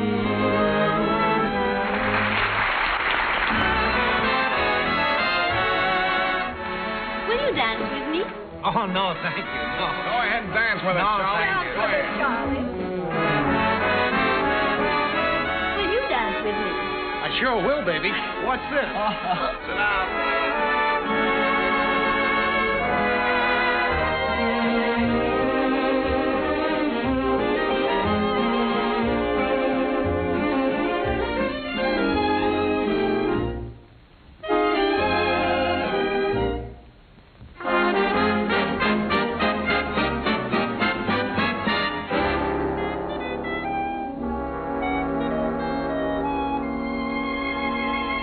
Of what you're losing by constantly refusing to dance with me. You'd be the idol of France with me, and yet you stand there and shake your foolish head dramatically while I wait here so ecstatically.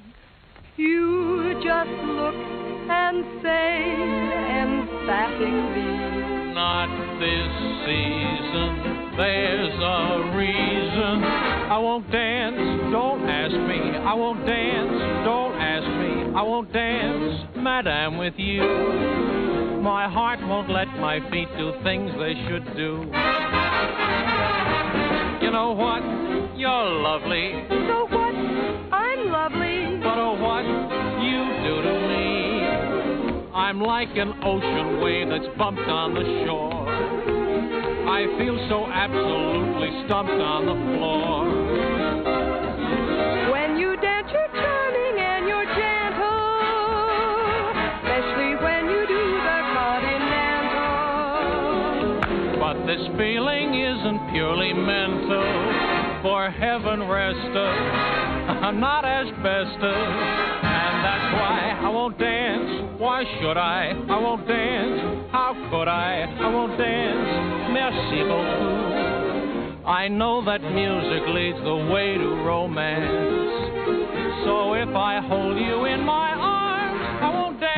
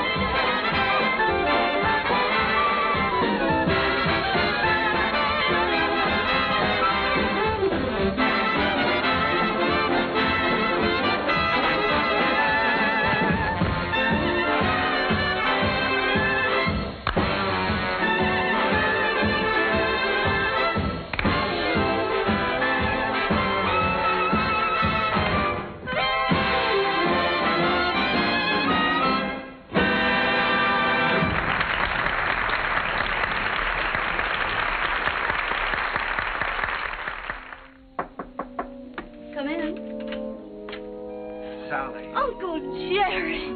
Oh, Uncle Jerry, I'm so glad to see you. What are you doing here? Well, I was out front watching the show.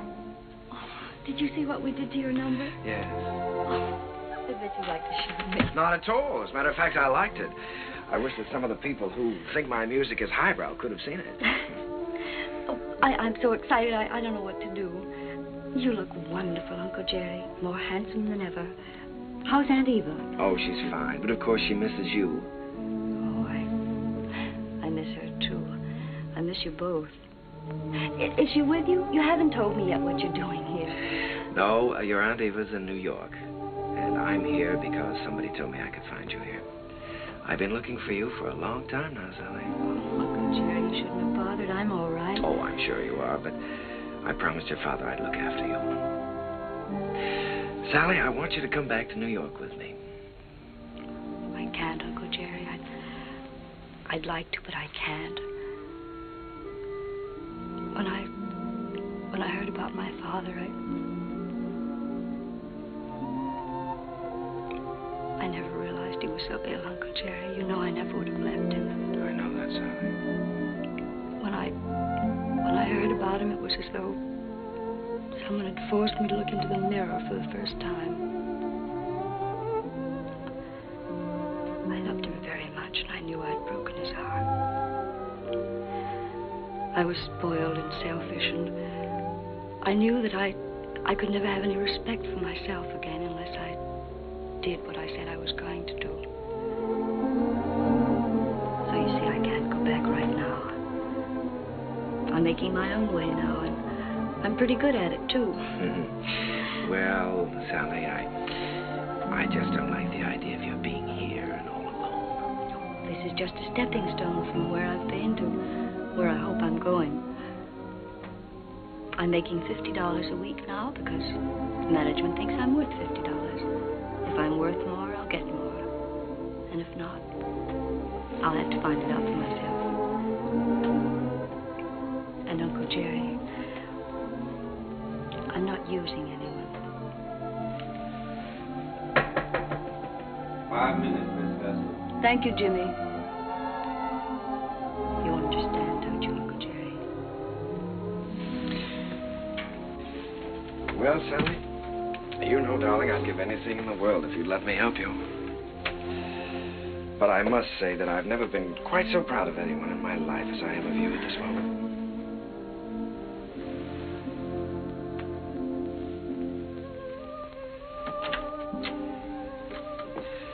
Good luck, darling.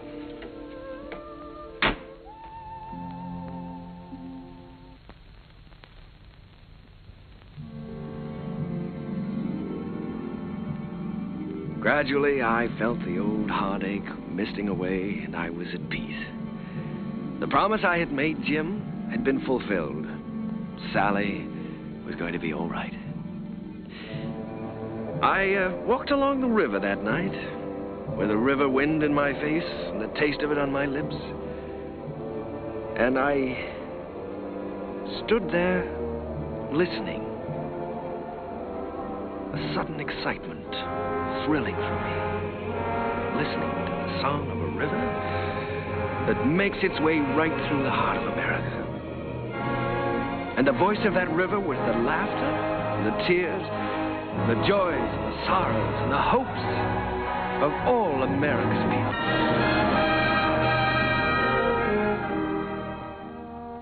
Well, Joe, that's my story.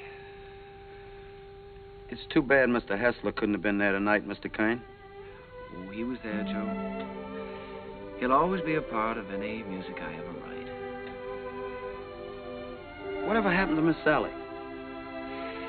Well, I don't know exactly. She's on her own now. Maybe I'm just getting tired of something, but ever since Jim's been gone, I feel like everything is sort of ending for me. Maybe my music is ending too, Joe. Ending? After that show tonight? Hey, I gotta get you back to the Waldorf. You got some bows to take. No, sir, Mr. Kane. Your music ain't ending for you. In my opinion, it's just the beginning.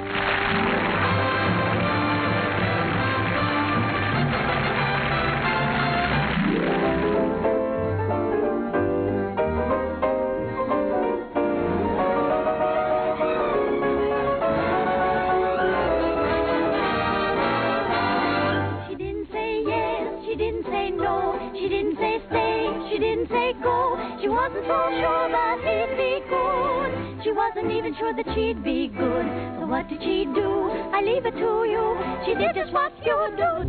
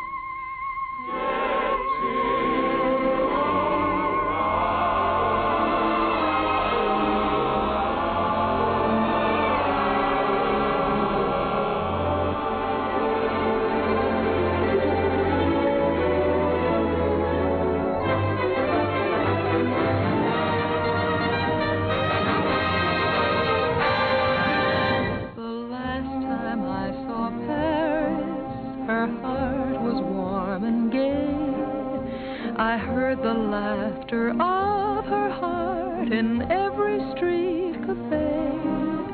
The last time I saw Paris, her trees were dressed for spring, and lovers walked beneath those trees, and birds found songs to sing. I dodged the same old taxi cabs that I had dodged for years. The chorus of their squeaky horns was music to my ears. The last time I saw Paris, her heart was warm and gay. No matter how they change her, I'll remember her.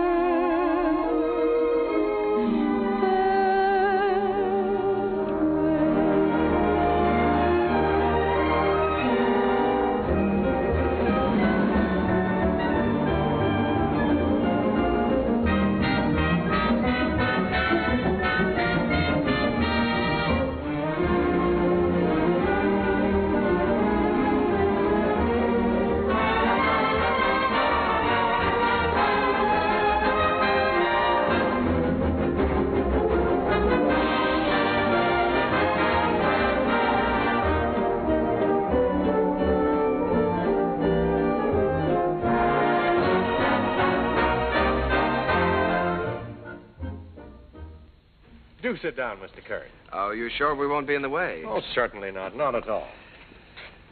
Well, I can't get over this, Mr. Artseed. We certainly don't grow stages like this on Broadway. Darling, look at the size of that orchestra. Well, you have everything in the world to work with here. That's right, Mr. Kern. We've tried to give you the best of everything. Yes, that's so. What was the number you were going to do today? Well, we found an old song of yours that you did first in 1917, called The Land Where Good Songs Go. Oh, I'd almost forgotten about that one.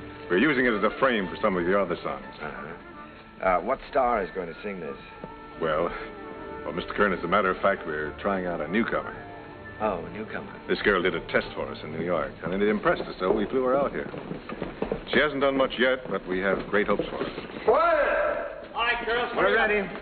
Ready for a take. All right, let's try one. Places, please. Okay, Charlie. Hit the lights. Quiet. Okay, roll 'em. Action.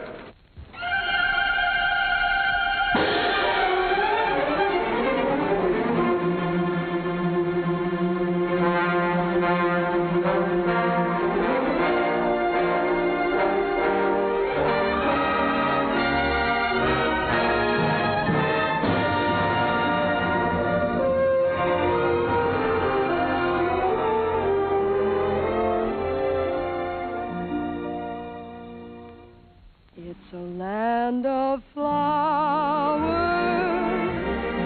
and April showers with sunshine in between, with roses blowing and rivers flowing, mid rushes growing green. Like her, Mr. Kern? Like her? I love her. I'd rather hear her sing one of my songs than anyone else in the world. Wouldn't you even?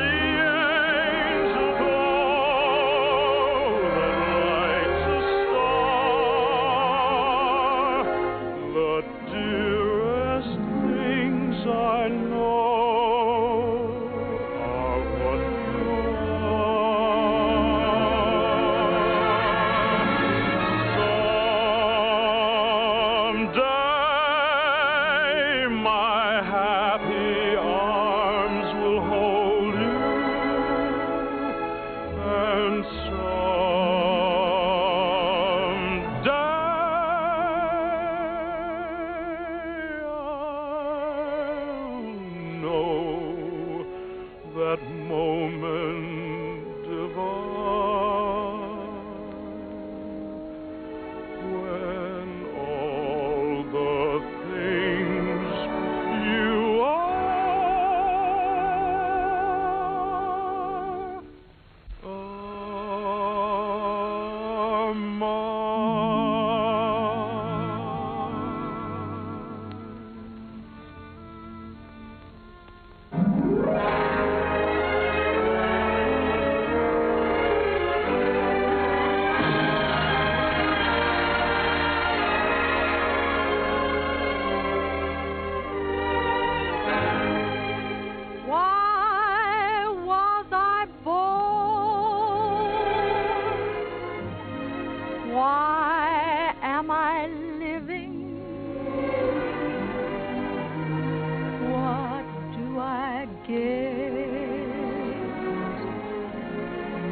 what am I giving? Why do I want the things I dare not hope for? What can I hope for? I wish I knew.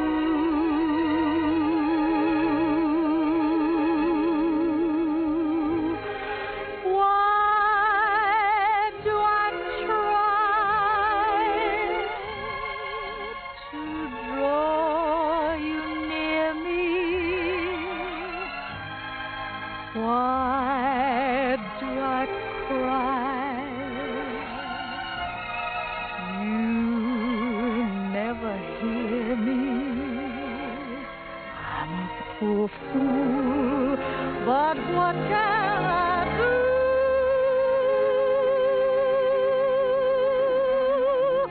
Why was I born to love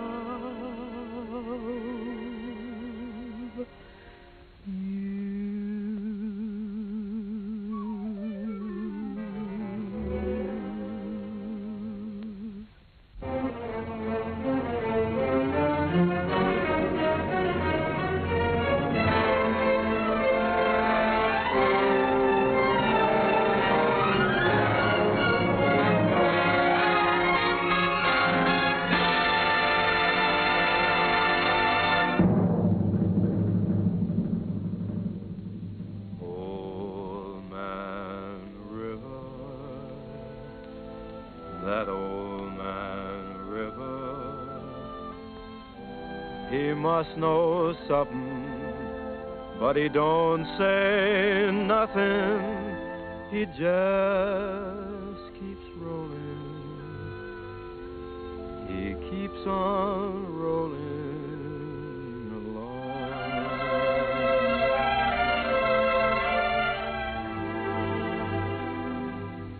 He don't plant taters, and he don't plant cotton, and them what plants 'em is soon forgotten. But old man River just keeps rolling along.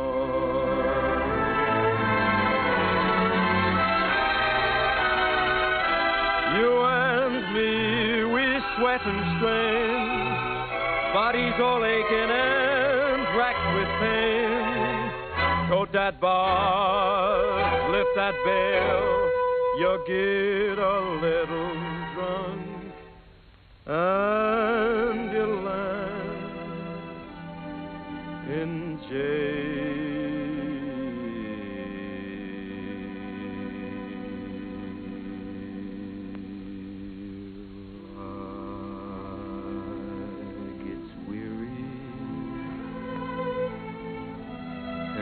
So sick of trying, I'm tired of living, but I'm feared of dying. And old man River, he just keeps rolling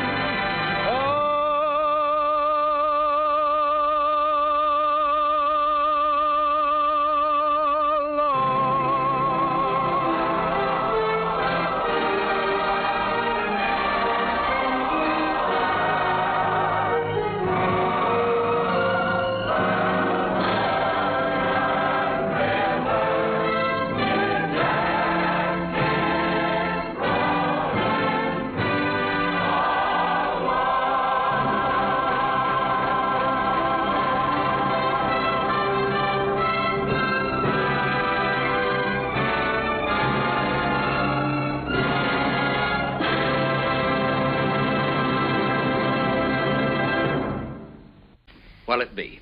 London or the fair? Oh, the fair, Daddy. Please, the fair. All right. The fair it is.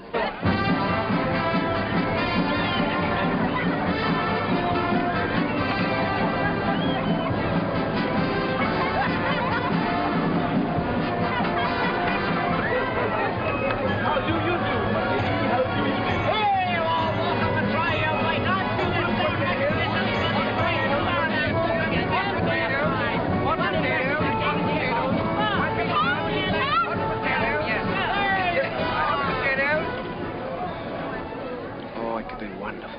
could be wonderful. Oh, no, Jerry. I don't want Sally to go up in the swings, not till she's a little older. The whole stage full of swings and a boy and girl in each swing and all of them singing. Oh, you mean for a production number? Yeah. Well, that's not a bad idea. They could swing from the stage right out over the audience and back again. Make a good production number. What song would you use with it? Spoon with Me, be perfect. Spoon with Me, that sounds fine. Suppose I take that up to George Edwards. For the Gaiety? Sure, I'm gonna have dinner with him tomorrow night. Oh, Jim.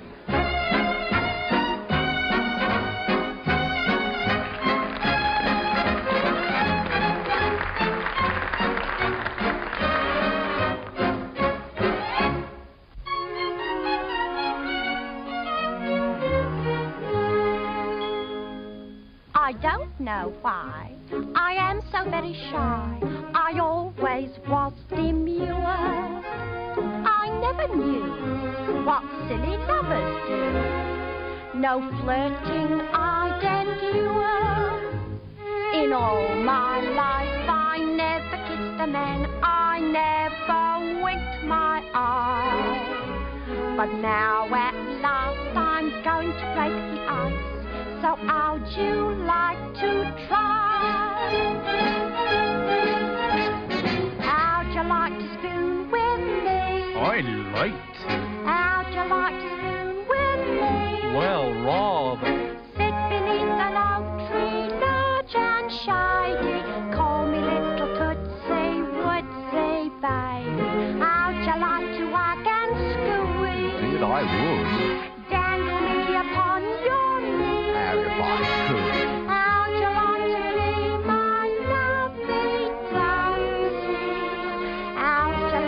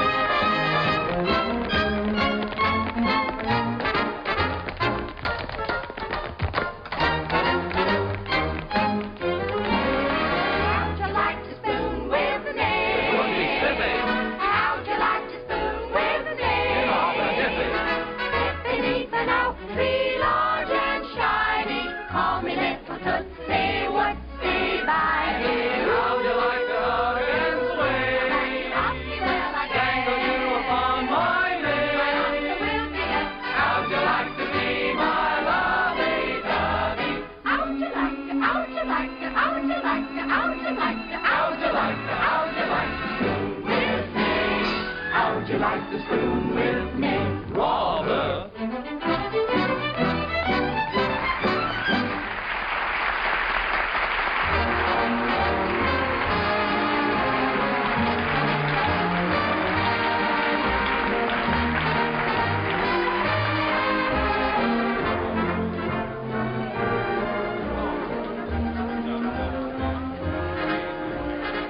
Pardon me for intruding. You've been pointed out to me as the composer of that delightful number with the swings in it. My name is Froman, Charles Froman. Mr. Kern, I want to congratulate you. Froman. I'm sorry, sir. It isn't my number. My name isn't Kern. There's Mr. Kern, sir. Down the bar a bit. That gentleman there? Why, he can't be the composer. It's him, sir. Sipping sherry. And a very nice gentleman he is, too, sir. For a musician. Mr. Froman, I have something here which I know you'd like. It's a beautiful number with parasols, with all sorts of parasols.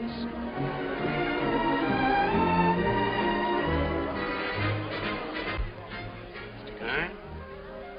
Oh, Mr. Froman, how do you do? I'm very glad to know you. Mr. Kern, I want to tell you I think your swing number is delightful. It has such beautiful English charm to it, really delightful. Oh, by Jove, Mr. Froman, that's rather nice of you. It's a pleasure to know you, Mr. Kern. You know, you fellas over here have a style all your own. As English as the scent of the May blossoms. Would you join me in a glass of sherry? Righto. Miss.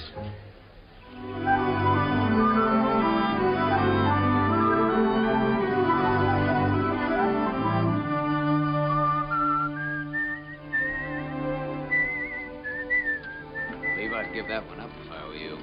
One song at the Gaiety, I think you can afford to take a rest. Well, if I could finish it, I know I could interest Froman in it. You ought to know by now that Charles Froman is only interested in English music and English composers. If I only had a piano, I know I could work this out right now.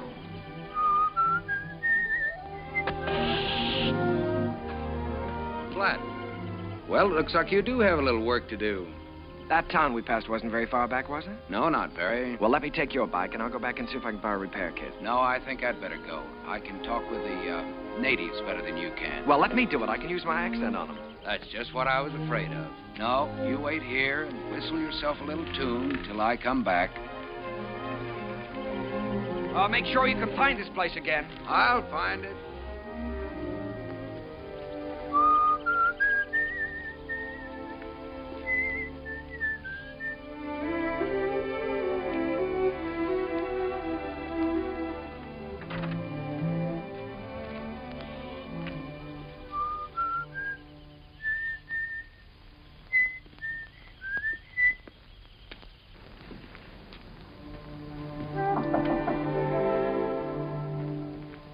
I say, is anyone there?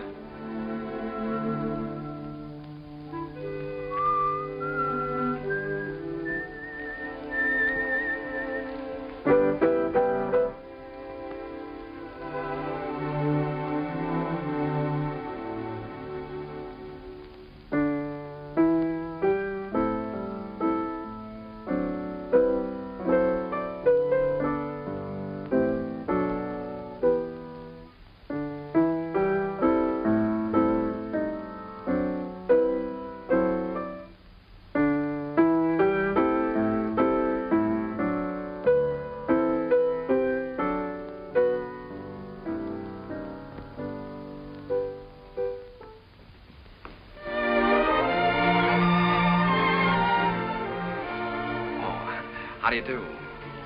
Did Mr. Timkins send you? Well, I was passing by on my bike, and I got a flat tire, and... Then you don't work for Mr. Timkins. No, I happened to notice your piano through the window, so I thought I'd come in and try out a little tune. I see. For a minute, I thought you were the piano tuner. No. Well, I'd better go before the owners... What do you do here? Gardening? A little. Oh. Well, I don't know whether anybody's told you, but for a working girl, you're very pretty. Thank you. You're an American, aren't you? Yeah.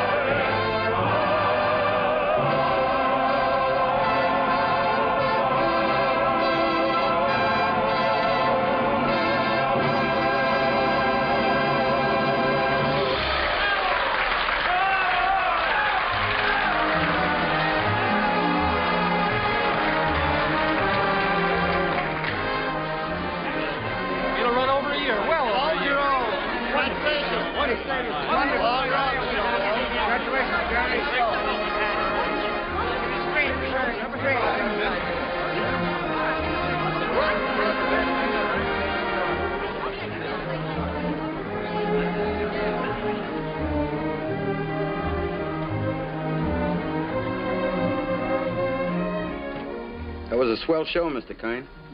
Well, thank you, Joe. Where to? To Waldorf, Mr. Kine? What was that, Joe? That big shindig you're throwing for you. It's down at the Waldorf, ain't it, Mr. Kine? Yes. But first I'd like to stop off at the house of an old friend.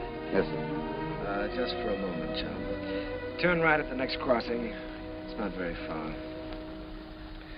I'm looking for an old brownstone house. It was the home of a very great and good friend. Tonight during the show, I couldn't seem to get him off my mind. Yes, sir, Mr. And I'd like to be alone for a few minutes, Joe, before we go down to the Waldorf and face that crowd. Oh, I get you. It's like a minute of silence, something like that, huh? Yes, Joe, something like that. Stop here, Joe. Here at the corner? In front of that radio shop. Oh, there it is. See? You mean that lodging house sandwiched in there? Mm-hmm. Well, of course, it didn't have that room to let sign in the window then. And other than that, it hasn't changed very much. Well, the street has changed. Changed quite a bit since I first walked down it years ago. Joe, did you notice this radio shop? Well, that was a bicycle shop the first time I ever saw it. I remember the day very well. It was spring, and I might have been any American kid coming down that street. I had a song under my arm, my hopes were high, and the world was wonderful. I was ambitious, and I was eager, but I needed a little help. I'd been told that the best man to give it to me was a man by the name of Hessler, James Hessler.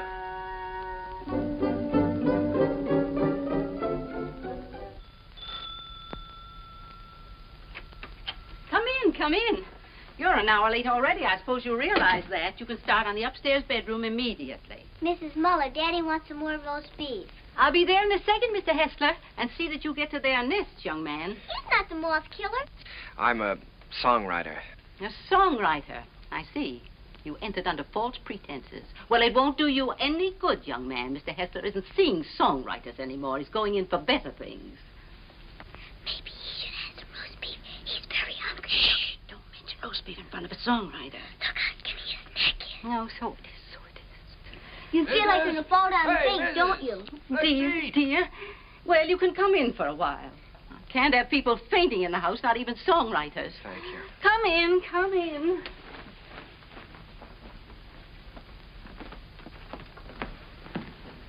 Daddy, he's starving to death. Mr. Hessler, Mr. Max. Yes, I know.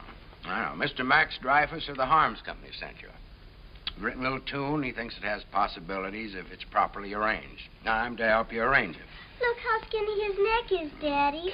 Why, he said that, He told you that I was the greatest arranger in America, and I should give you a few lessons. Oh, my friend, he's right. There's only one catch. I've given up arranging. I'm through dressing up silly little tunes for girl shows and beer halls. I'm going to write some real music for a change. Oh, here, Mrs. Set it down here. The trouble with you songwriters is all you ever think about is making money. Here, sit down, have some roast beef. Oh, well, no, thank you. Go ahead, sit down. No, you never think of doing anything big, anything worthwhile, like Brahms or no, don't sit down there, please. That's Mrs. Hessler's place, Rester, so we always keep it set for her. Oh, I'm sorry. Yeah, sit down here. No, all you fellas want to do is write sugary little tunes and make a lot of money. Did you ever hear Beethoven's Eroica? Or Mozart's Jupiter? Didn't they do something to you? Great heavens, doesn't genius touch you fellas at all? Daddy's a genius. Yes, Daddy's a genius. No, my friend, in 3 weeks I'm going to England where I can work. I can have some peace and quiet. No mushy little melodies to be fancied up for public consumption. I'm going to write a symphony. Daddy's going to write an opera just for me. Here, go ahead, eat up. Maybe it'll give you some gumption. Well, I'm terribly sorry, Mr. Hessler. I had a big lunch with Mr. Dreyfus just before I left. It was roast beef, too. Yeah, well, Oh, what's the matter? Just because you're not hungry, you don't have to go, do you? Have some brandy with me. Help me celebrate my liberation from mediocrity. Mrs., get a couple of liqueur glasses, will you? Sally, will you show the gentleman into the parlor? I'm going upstairs and see if I can't find that bottle of Napoleon. Have you a song in there? Mm-hmm. I'm taking piano lessons. Daddy wants me to be an opera singer when I grow up. Why don't you write an opera? Well, Sally, I'm afraid I only write the silly little tunes. You know, the ones your father doesn't like. Let me see if I can play your song. Do you mind? Oh, I wish you would. It's very easy. Here.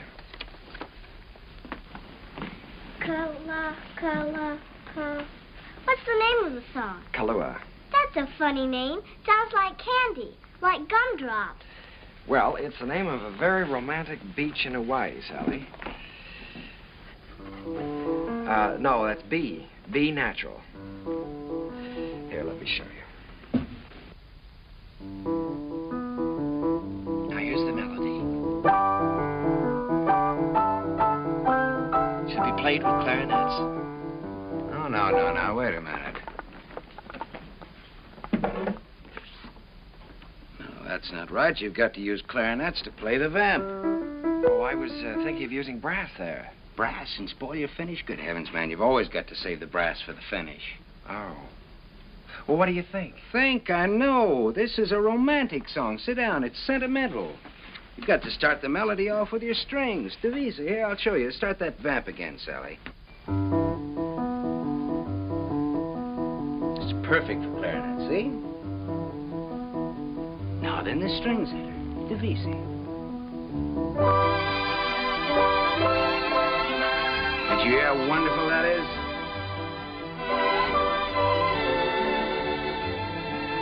Now then, add trombones, muted trombones.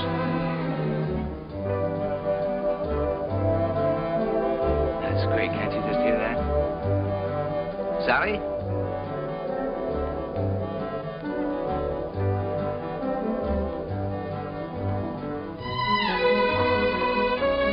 No, wait a minute. We ought to add flutes there. Light and easy.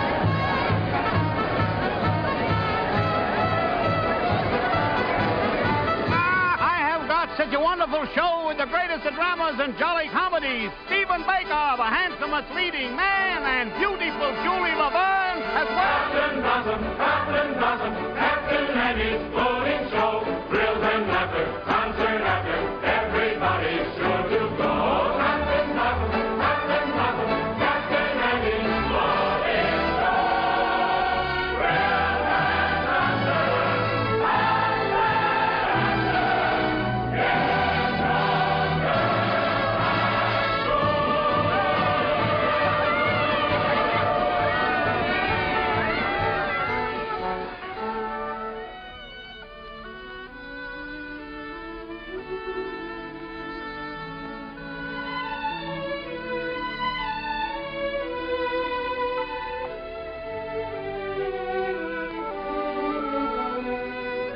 Who cares if my boat goes upstream, or if the gale bids me go with the river's flow? I drift along with my fancy. Sometimes I thank my lucky stars. My heart is free, and other times I wonder, where's the mate for me? Hello. How do you do? Are you an actress? Oh, no, but I'd give anything if I could be. Why? Well, because you can make believe so many wonderful things that never happen in real life. Well, if you like to make believe one thing, why can't we make believe we know each other? The game of just supposing is the sweetest game I know. Our dreams are more romantic than the world we see. And if the things we dream about don't happen to be so, that's just an unimportant technicality. So the cold and brutal fact is, you and I have never met. We need not mind conventions, P's and Q's. If we put our thoughts in practice, we can banish all regret. Imagining most anything we choose. We could make believe I love you. We could make believe that you love me. Others find peace.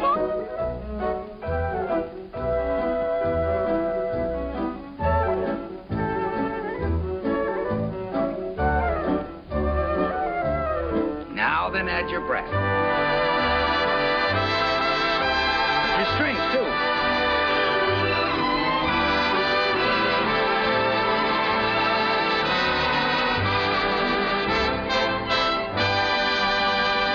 Yeah, you see? Isn't that easy? It's a good song, too. It's very good. Is that yours? Yes. Mm-hmm. That's all right. What's your name again? Kern. Jerome Kern. Well, I'm glad to meet you, Karen. Make yourself at home. And I did. My life became a pattern of notes and clefs, tempos and modulations. We worked hour after hour, day after day. It was the beginning of a friendship. It was the beginning of a lot of things. And now, not only did I have a best friend, I had a best girl, Sally. And what a girl. Oh, those were never to be forgotten days, and I hated to think of them ending. But at last the time came when Jim had to leave for England. Oh, here, Jim, let me help you. Oh, it's those symphonies of yours. They're as heavy and bulky as lead. Nice they're not tinny like some tunes I've heard. Oh, Sally, honey, come here. All right, here we go. Fortissimo. Dum-da-da-dum-da-dum. Fum. Got it. Oh, you carry a lot of weight, Sally. It was easy. Come along, Sally. At least we're not going to miss the boat. Goodbye, Mr. Kern. Goodbye, Mrs. Goodbye, Sally. Bon voyage. What does that mean? Happy journey. Bye, Uncle Jerry. Be a good boy. This will be the end of it, boys. Don't forget to pack my song, Daddy. No, I'm good. She means Kahlua. Well, that is her song, Jim. You know, if it hadn't been for Sally, I wouldn't be here now. Well, she's very fond of you, Jerry. I'm going to miss her. I'm going to miss all of you. Well, you may not be gone so long. It all depends on... You won't mind living here alone, will you? Oh, no, I'll get used to it. Jim, in case I don't get a chance at the boat, I just wanted to tell you that... Oh, forget it. I like arranging now that I'm through with it. I'm glad to have been some help. No, it's more than that. It's been your kindness and your home here. Look, Jerry, I just want you to write some good music, some real music. That's all the thanks I want. Don't waste your time fussing with those wheezy little tunes. Think big. Try to be somebody. I will, Jim. I'll try to be as big as I can. Yeah, good. That's fine. Well, we better be on our way. Oh, good heavens, Sally's song. You know, I'm so tickled that she remembered that. Remembered? It's your song, Jerry. She couldn't forget.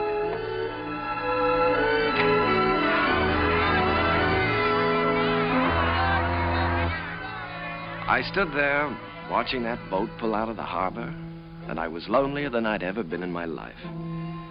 I walked through the days that followed, from office to office, theater to theater, always getting the same discouraging answer. The big hits were all English or European, and the local talent just didn't seem to have a chance. Broadway was closed to an American. From 23rd Street to Times Square, they were all playing Follow the Leader. And the leader was Charles Fromm. He's with Keller, Cecil Keller, the English composer. Mr. Frohman's not interested in American songs at the moment. He's leaving for England in a few weeks. Good day.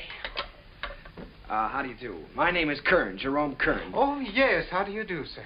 I see you have the deeds with you. Mr. Frohman's very anxious to see them. Deeds? You're the man from the real estate office, aren't you? No, I'm a songwriter. These are some of my songs. Your name isn't Kernan? No, Kern, Jerome Kern.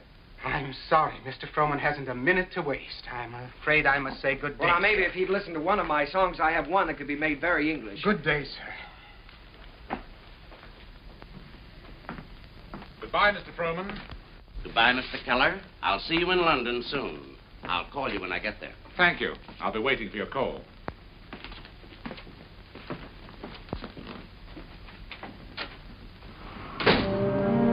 I made up my mind that I was going to try to write music with an English accent. So I sailed for London. I wish I could say with flags flying and my courage high. But the sea and I and the boat didn't get along too well together. I was mighty glad to see land again.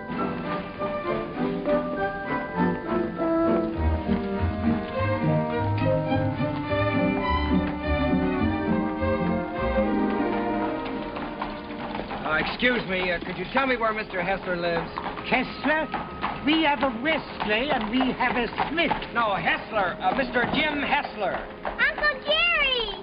Sally! Oh, honey, it's so good to see you. We didn't know you were coming. Well, I didn't know I was myself. Daddy will be so glad to see you. Come on, we live right over there. All right. Oh, Sally, you're getting prettier every day. I have a new music teacher. Yeah. Well, the tables are turned. American songwriter invades England. That's pretty good, Jerry. No, it's daring, very original. You're thinking big anyway. It's a chance I'm taking, Jim. Say, you've got a little skin here, haven't you? Hmm? I haven't been getting enough roast beef lately, I guess. Jerry, I look at you sitting there, and it's just hard for me to believe you haven't been here all the time. Thanks, Jim. It's sort of like being home again. How was the symphony coming along? All right? Oh, well, yes, I'm still in the note-making stages. Of course, I always believe in making plenty of notes. It's kind of like planting seed. One day they start to grow, and then, before you know it, lo and behold, your symphony's all written. Uh-huh. Simple and easy, hmm? Not as difficult as writing those silly little tunes. Well, no, it's the quiet here that does it, Jerry. The peace in this place is just so thick that you can float on it. It's a rustic pastoral. Wait a minute, now, answer that telephone. Oh, the doorbell. Will you get the door, please? Don't you do something about that? Yeah. No, there's a picturesque pastoral. Hello. Who? Sometimes they're on Duckworth. I can't quite. She's waiting for a piano lesson, sir. Oh, Mr. Edwards. Yeah, put him on. Come, Sally, it's time for Hello, George. When, my little sonny? Fine. I don't want to. Tomorrow? Be glad to. I'm not going to have a lesson. For dinner, good. Hester, you behave yourself. All right, I'll be there. Bye-bye. George Edwards. The producer? Yes, he wants me to come up and sit in on a rehearsal of a new I show. don't want to take this piano lesson. Uncle Jerry's here. You've got to talk to your daughter. I can't do a thing with her anymore. Well, This is Uncle Jerry's first day here, and I shouldn't be made to take lessons, should I? Should I, Uncle Jerry? Well, I think you should have one day off, maybe, huh? That's the end of her. There was some hope for her until her Uncle Jerry arrived. Now she's spoiled for good and all. Come, we get ourselves a cup of tea. you know, Sally, I'm inclined to agree with you. I think Uncle Jerry's arrival does call for a celebration. Now.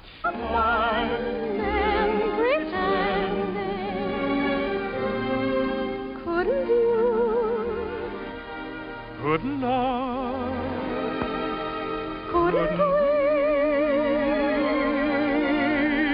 Make believe our lips are blending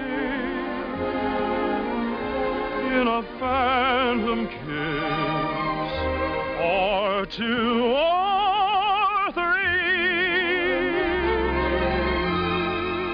Might as well make believe I love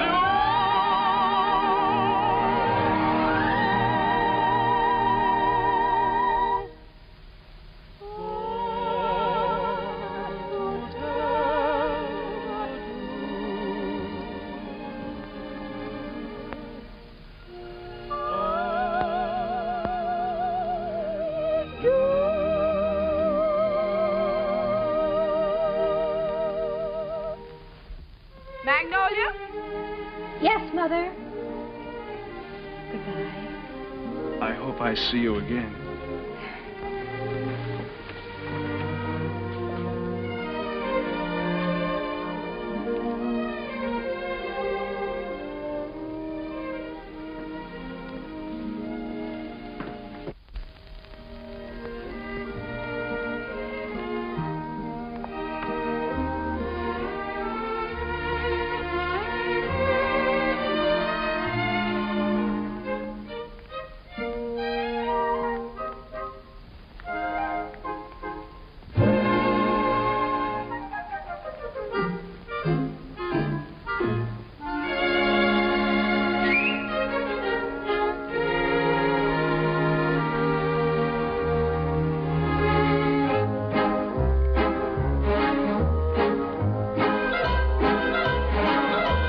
Life upon the wicked stage ain't ever what a girl supposes.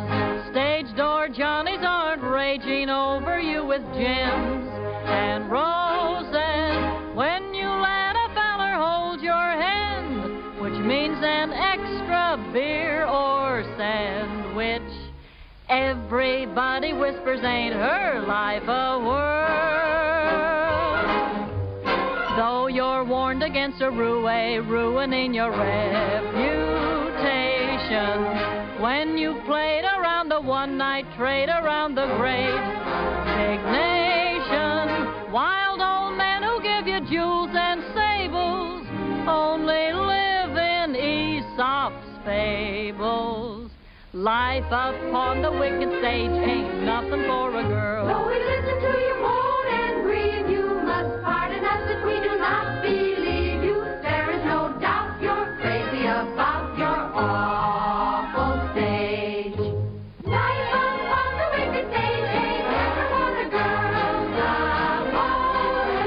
Stage door, Johnny, or crazy, hoping you were dead and open. If some gentleman would talk with reason, I would cancel all next season. Life upon the wicked stage ain't nothing for a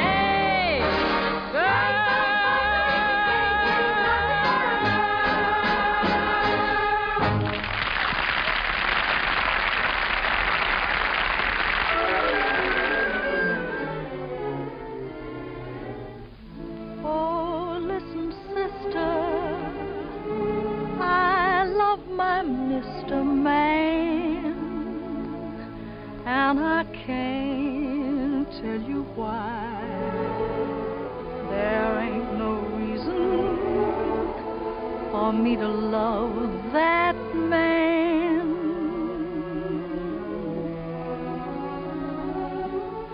It must be something that the angels done planned.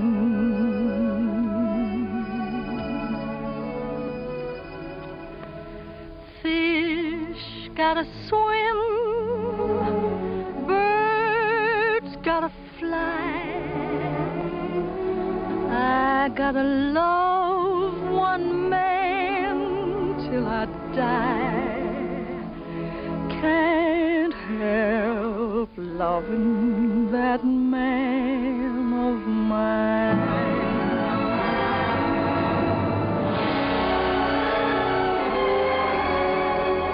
Tell me he's lazy, tell me he's slow,